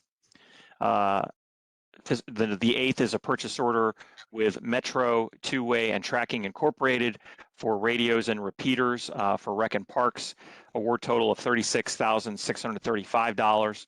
The ninth is a master agreement with Maryland Industrial Trucks Incorporated, parts and labor, estimated award total of $52,000. The 10th is a master agreement with Maryland, also with Maryland Industrial Trucks Incorporated, parts for the Elgin Street Sweeper, estimated award total $130,000. The 11th is a purchase order with Schwaber LS Investors LLC, rent monthly for Lutherville Storage Facility. Total additional expenditures between July 1 and December 31 of this year, $93,000. Total expenditures between March 9th, 2021 and December 31 of this year, $334,000 total. The 12th matter is a master agreement between with Verizon Maryland LLC for database services and fiscal 23 in the amount of $623,000. And finally, master agreement with Affordable Housing Network LLC, software for the Rent Reasonable software, award total of $73,750. Wow. And I'm sorry that took so long. It shouldn't take that long. It shouldn't be that many items. I'm just curious myself. I couldn't even keep track. I can't even add all that up. I can't even add it up. Any contract above $25,000 we were supposed to approve, I'm hearing $600,000, $137,000, paint, supplies, material, parts. I can't even add it up. Can somebody please explain to me the emergency behind all of these purchases, why they had to be made outside of the regular course of business, which is designed to make sure the citizens get the best bang for their buck and make sure that there's accountability. So can somebody just explain to me? I can't even add it up. Maybe the auditor can add it up. It'll probably take another, I mean, who knows how long, but can somebody explain why there's such an emergency? We had to make all of these purchases outside of the normal course of business. Mr. Chairman, if I could, I'd like to state that in most cases, this is proprietary equipment. When it comes to truck parts or filters for the HEPA, or even when it came to yellow traffic paint, our current provider is out of stock due to supply chain issues. So we had a choice to either stop painting our roadways or make an emergency purchase through Sherwin-Williams, who had the paint in stock. So that was a business decision that we did move forward with. And then the others are many of the large numbers that you heard were food providers for our communities that are currently struggling, and we continue to support. Okay. Any additional questions or comments from the matter? Thank you, Director Blaze. Appreciate it. Yes, sir. Any additional questions or comments from the members? All right, Mr. Secretary, next item, please. Yes, sir, Mr. Chairman. Next is Resolution 28-22, sponsored by Councilman Marks. This resolution would authorize the continued review of the proposed plan unit development known as the Residence at Southland Hills. Councilman Marks? Thank you, Mr. Chairman. It's getting late. It's 8:20 p.m., so I'm going to be very brief here. We had excellent testimony at the work session on the merits of this proposal. The Presbyterian home announced in 2016 that it was closing. The building has sat largely unoccupied during that time. It is deteriorating. It has been vandalized and trespassed. There have been several proposals for redeveloping this campus. The most recent proposal retains the iconic core of the structure and also much of the green lawn that has characterized this campus for generations. The proposal is supported by the Southland Hills Improvement Association, and I believe probably represents the best opportunity in the near future to rehabilitate that campus. Thank you very much. Any questions or comments? There motion to approve resolution 28-22. I think there's some amendments. Yes, sir. There is an amendment or a set of amendments, Mr. Chairman. Okay, read the amendment, please. Yes, sir. The amendments essentially give council support to the approval of modifications of standards that may come before the administrative law judge, and limit the public improvements to a list of improvements that are already in the resolution. Florida Road, keeping the existing 24-foot paving width and no road improvements required, and upgrading the sidewalks along the development side of the road to comply with ADA, and setting aside 25-foot right-of-way from the center line of existing paving. B would be Dixie Drive, existing 30-foot paving width, no road improvements, and upgrading the sidewalks again along the development side, and setting aside 25-foot right-of-way from center line of existing paving.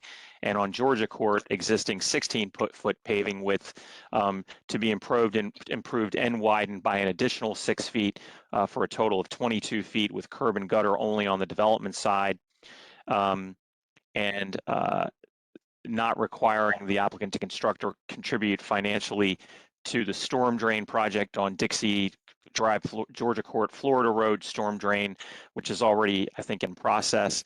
And then should the applicant's proposal to retain lawn and green space not be sufficient to meet the open space requirements, the county council supports a waiver and supports a full payment of a fee in lieu.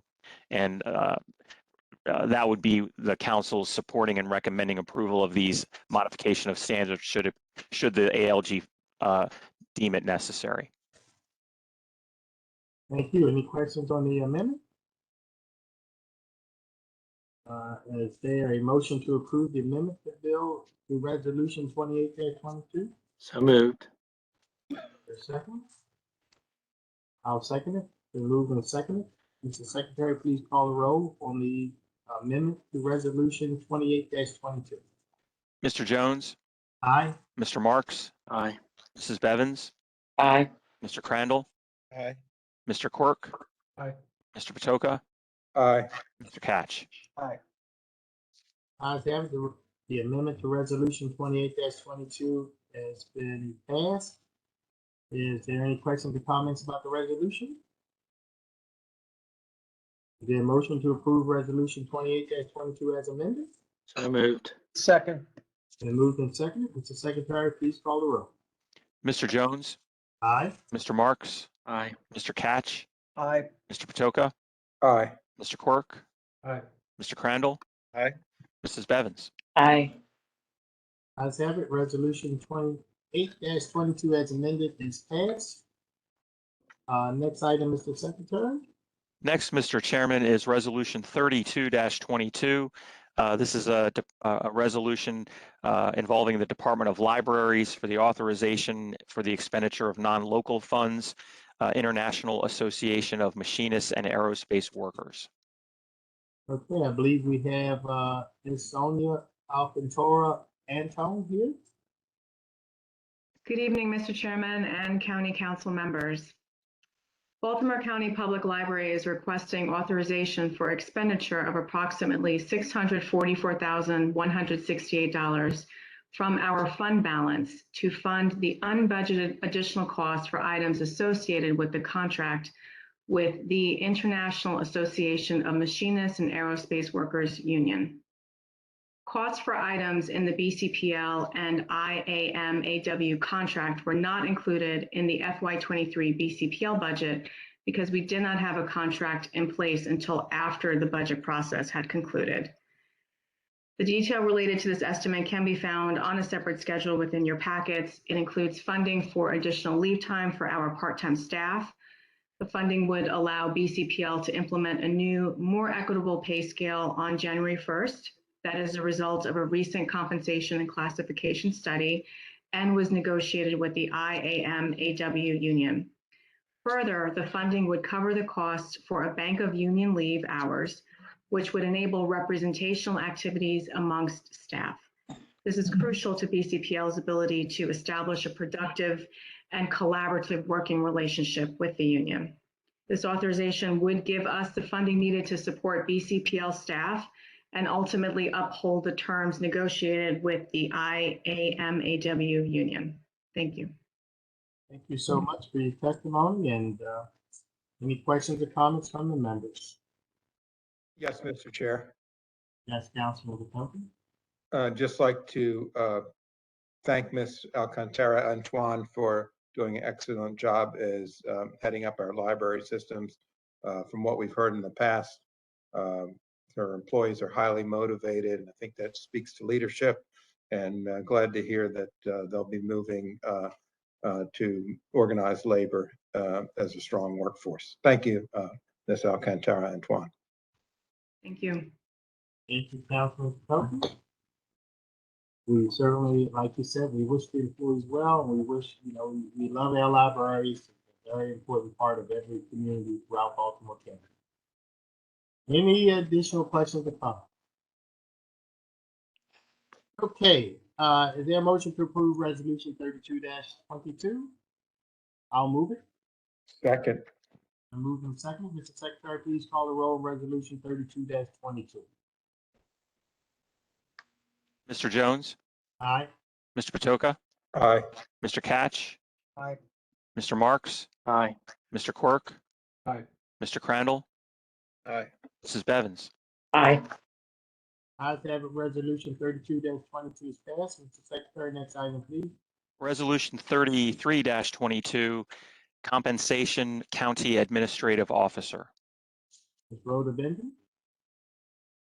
Good evening again, Council President and Council members. The Office of Human Resources, in partnership with the Personnel and Salary Advisory Board, is requesting council approval to increase the county administrative officer's salary to $263,000 for the term of beginning June 2023, following the elections of the county executive, as provided in Section 402A of the county charter. Any questions or comments from the members? Okay, Ms. Benjamin, how did we come up with this salary? So what we did is for FY20, FY21, FY22, we increased it by 2% in FY20, FY21, FY22, and for FY23, it's going to be 3% based on COLAs received by county employees.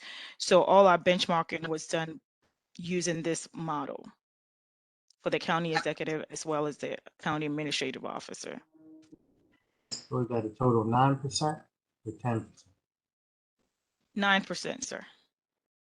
9%. Okay. Any questions or comments from the members? Yes, Mr. Chair. Councilman Batoka. Ms. Benjamin, so the methodology was looking at it retrospectively rather than prospectively. So we looked at what COLAs did we miss out on in terms of the county administrative and county executive. But it doesn't look at prospective.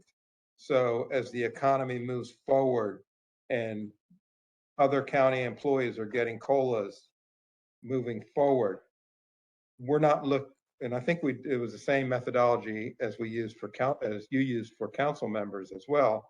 It's a retrospective look than a prospective look. I was just asking Mr. Benjamin, Mr. Chair. No, go ahead. I'm sorry. I just wanted to clarify one point. The council did not get a raise since 2014. But even, So but the point, we skipped 4 years, but the point is well taken. Go ahead, Mr. Fair point, yes. So just why not look at prospective is, I guess. We are going to, like stated before by the council secretary, we are conducting a countywide classification and compensation study moving forward. So part of the vendor's job is to make sure that we're in line with market and surrounding counties and cities to make sure that we're not lagging when it comes the compensation. So that's part of the reasons why we're partnering with PRM to do a classification and compensation study for countywide, because this hasn't been done for 12 years. So we're just making sure we're in line and moving forward. We have best practices in place. So we're not, shortchanging our leaders, to say. Right. Well, thank you. I mean, I would say Ms. Rogers is an excellent hire and we want to keep her. And so, that's why I was asking about a perspective look rather than just retrospective. Thank you. Point You're is well welcome. Thank taken, Councilman Patoka, and you're absolutely right. That's part of some of the things we have to look at. Mr. Ms. Chairman, Rogers does an excellent job, worked extremely hard, and put in tremendous hours and bringing tremendous value to the county government. We certainly appreciate all of her. But the minute that we make the minute that we produce these salaries, the very first day they start to fall behind. The first time that employees get a raise in the future. But go ahead. But there are other comments by someone? yeah, Mr. Chairman, Councilman Cat? yeah, I have a question for Councilman Patoka. How you described Madam CEO is very accurate. And I was just wondering, in your opinion, do you find her, since she's going to be making more money than the county executive, to be more vital to the county than the county executive? Well, I don't think so. And I think it's when you do this the way we do it, I'm I only think that we joking. find that some of our staff members make more than than we as council members make. Mine, to be exact. Yes. So, yeah, I was only joking. No, I know. Thank you, Councilman Catch. And Oh, thank you're you, welcome. Mr. Chair and Ms. Rogers. Hey, Councilman Cat, no one knows this more than you. You've been in the office a lot longer than all of us here. And, when you take the job as a council person or elected official, it's understood that you are willing to work for less than your worth, and that you just doing it as a benevolent thing, and you shouldn't get paid in. So that's just the way it sort of works, and that's like the mindset that elected officials have. So any additional questions or comments? Well, Mr. Chair, just one final point. Lamar Jackson makes more than John Harbaugh, and he's likely to get a raise. Well, I'm just worrying about, a loaf of bread and whether I can afford it or not. So I try not to spend too much time thinking about all of those things. And Mr. Chairman, I one of the things that I learned of many things in the state legislature is that you hear people complain about the salaries they paid this executive and that executive. Realize this county is a huge business, really, and a huge responsibility. And I don't know the size of our government. I don't know how it compares to, I don't know, AT&T in Maryland. I don't know, but I suspect that the CEOs of these big private companies probably make more money than we're talking about here in the first place. This is a tremendous responsibility that the CEO has. And, we must attract the best people for these jobs. And it's just so very important. So thank you. What about the job we're doing? Should we attract the best people? Absolutely. Absolutely. Which is, yeah, absolutely. How's that go? I didn't hear what you said. I'm getting, but can we stay focused and keep moving? Right. Why, Okay. Councilwoman Bevins, it's only 8:35. Maybe we can stay until 10:35. Let's keep it going. I'm gonna be 10-4. You guys are trying to cut into my talking points. We But are. I don't think we're going to, I don't think you're going to spend enough time on this item to cut into the talking points. But anyway, are there any additional questions or comments? No. Okay, none. All right, is there a motion to approve resolution 33-22? I'll move it. I'll second it. Been moved Yep. and seconded. Mr. Secretary, please call the roll on resolution 33-22. Mr. Jones, Aye. Mrs. Bevins, Aye. Mr. Crandall, No. Mr. Marks, Aye. Mr. Catch, Aye. Mr. Patoka, Aye. Mr. Quirk. Aye. Okay, the resolution passes, and it's official that we spent less time on everything else than the time is spent to talk about our own pension. Now, we'll move on. So my talking point holds true. Mr. Secretary, next item, please. Yes, sir, Mr. Chairman. Resolution 34-22. This is a resolution that seeks approval of an application of applications for the sale of development rights easements through the Agricultural Land Preservation Foundation. Thank you. Mr. Lafferty? Yes, thank you, Mr. Chairman. The administration requests approval of 12 applications and the ranking of these applications on 138 easement acres by landowners who are willing to sell an easement to the Maryland Agricultural Land Preservation Foundation for the FY23 easement cycle. In accordance with the agricultural article of the Annotated Code of Maryland, the rankings will remain confidential until the completion of the acquisition cycle itself.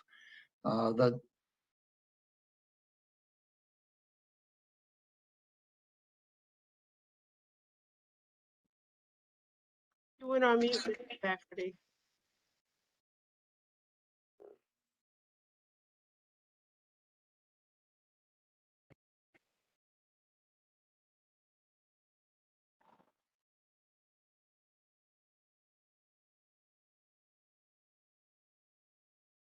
Thank you, Mr. Lafferty. Are there any questions or comments from the members?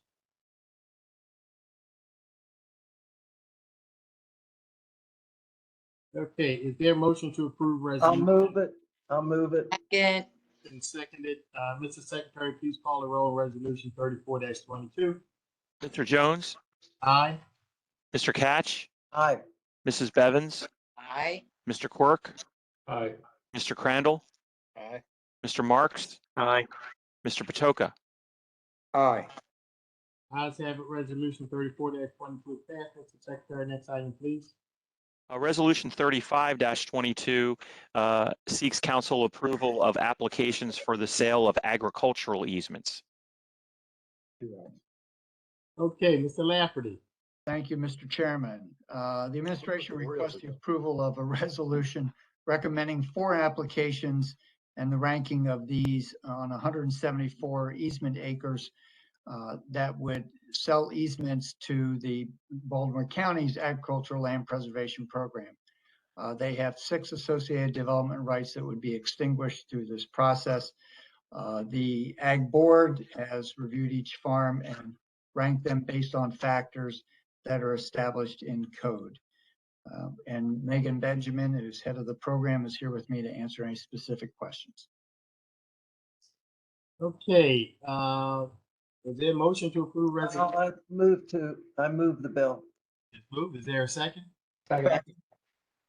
Okay, it's been moved and seconded, Mr. Secretary. Wait a minute. There's an I'm sorry. amendment. Mr. There's an amendment. Let's talk about the amendment. What is the amendment, Mr. Secretary? It's a very minor amendment. Let me bring it up. It would on page 1 of the resolution, after the second whereas clause in the chart, the amendment would strike Leland Farm LLC and substitute Yashimowitz, Lee and Weinbrenner, Christine. Okay, is there a motion to approve the amendment to moved. resolution 35? It's been moved. Is there a second? Second. Been moved and seconded. Mr. Secretary, please call the roll on the amendment to Resolution 35-22. Mr. Jones, Aye. Mr. Marks, Aye. Mrs. Bevins, Aye. Mr. Crandall, Aye. Mr. Catch, Aye. Mr. Patoka, Aye. Mr. Quirk. Aye. Resolution, the amendment to Resolution 35-22 is passed. Is there a motion to approve Resolution 35-22 as amended? So moved. Second.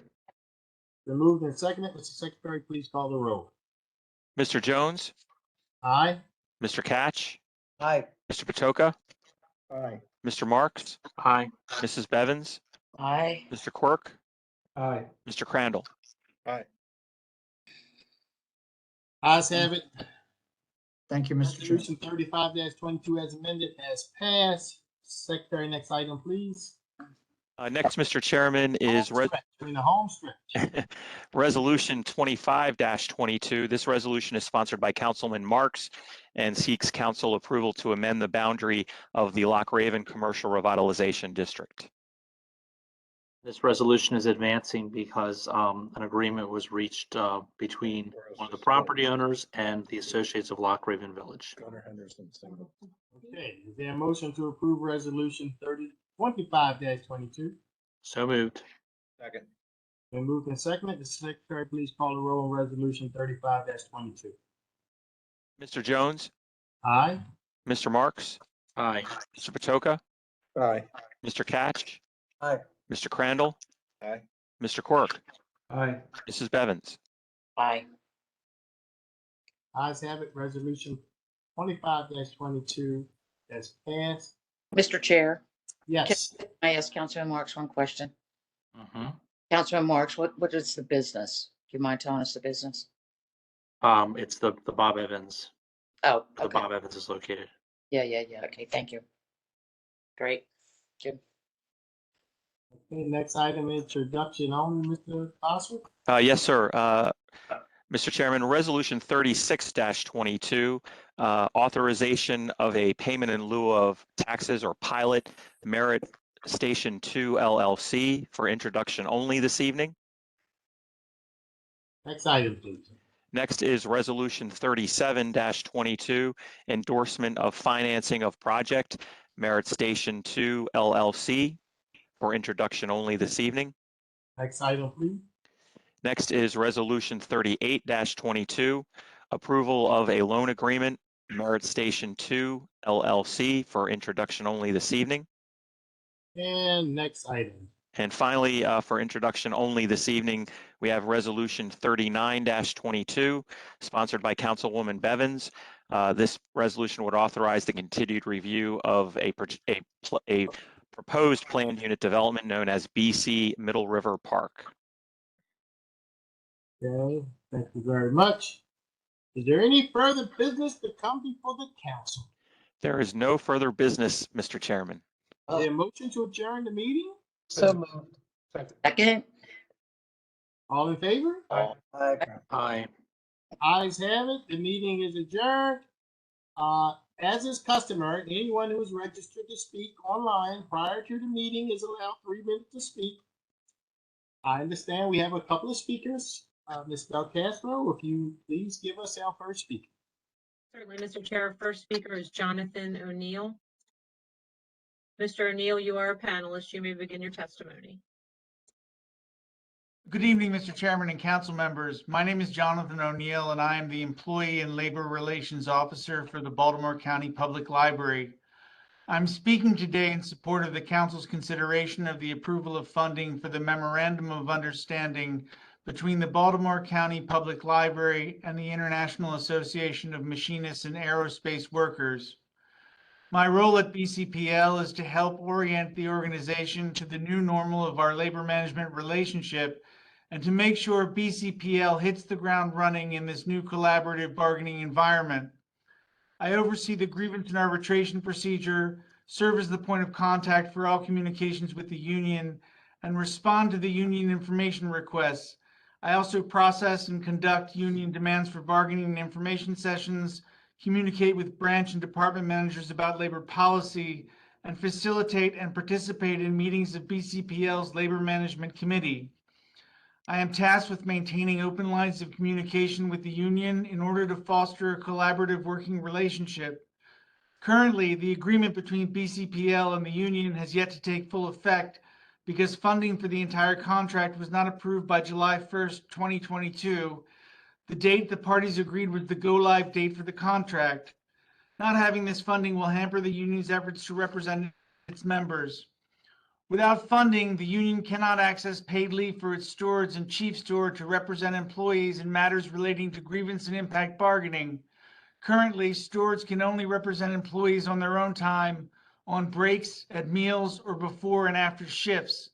Funding the resolution will allow union representatives to access a bargained for pool of leave hours so that they can represent BCPL employees on work time with supervisory approval. Use of this pool of leave hours will greatly increase the union's effectiveness in its mission to represent its members. In addition, the contract calls for a labor management committee to meet at regularly scheduled times to discuss labor relations issues. BCPL sees this committee as a crucial resource in fostering open communications with the union in a non-adversarial setting. BCPL remains committed to a healthy labor management relationship. The Labor Management Committee is an important feature of that commitment. Funding the MOU, therefore, will empower both sides to meet and discuss matters that otherwise might become subjects of costly arbitration or litigation. It is in BCPL's interest to have a fully functioning and engaged union representing its employees. Funding the MOU will further that objective and foster more robust communications between BCPL and the union. Thank you for your time. Thank you, Mr. O'Neill, and let me just say, Ms. Alcantara Antone and Mr. O'Neill, the libraries are very important to our communities, and it's very important that we have good labor relations with employees that work there, so they can continue to provide the service with a smile to our many, many citizens who show up. So thank you very much. Next speaker, Ms. Belcastro. Certainly, Mr. Chair. Our next registered speaker was Sandra Triolo. She was on earlier as an attendee, but I'm not sure if she could stay on the whole time, so she is no longer on. So I'll go to our next person, who is Erica Ma. Let me find. Ms. Ma, you are on as a panelist. You may begin your testimony. Thank you. I just wanted to make sure that I am on. Okay, everyone can hear me. Thank you. Yep, we can hear you. Turn your camera on if you like. I think I just did. Okay. Thank you so much for allowing me to speak during your session. My name is Erica Ma, and I'm here as a member of TAPCO, as a teacher, a parent, and a Baltimore County resident. School has started, and we are desperately hoping to get back to normal. But for some of us, the school year is starting out the way it ended, with staffing shortages, coverages, and substituting. I asked some teachers to share with me how the staffing shortages are affecting them in just this first week of school. In fewer than 12 hours, I received responses from over 100 teachers all over the county. Many schools have teachers who just didn't work out, and our classroom is again in need of an adult. Classrooms are being staffed by interns, substitutes, and support staff. Don't get me wrong, many of these uncertified or conditional staff are wonderful, and some even more amazing because they have not been onboarded yet and are teaching without access to the systems they need for school communication and curriculum. Our resource teachers are in classrooms. There aren't enough SLPs or OTs for the caseload. There aren't enough aides for special education students. And I don't even want to begin to think about what that will mean for special education students' IEP requirements being met.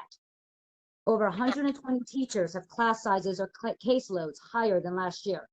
Over 100 teachers have already had to do coverage. Coverage is a regular thing in schools, but usually not the very first week of school. And I know what many are thinking. Yes, that stinks, but there's a labor shortage everywhere in the country. And you cannot solve that. So what can we do?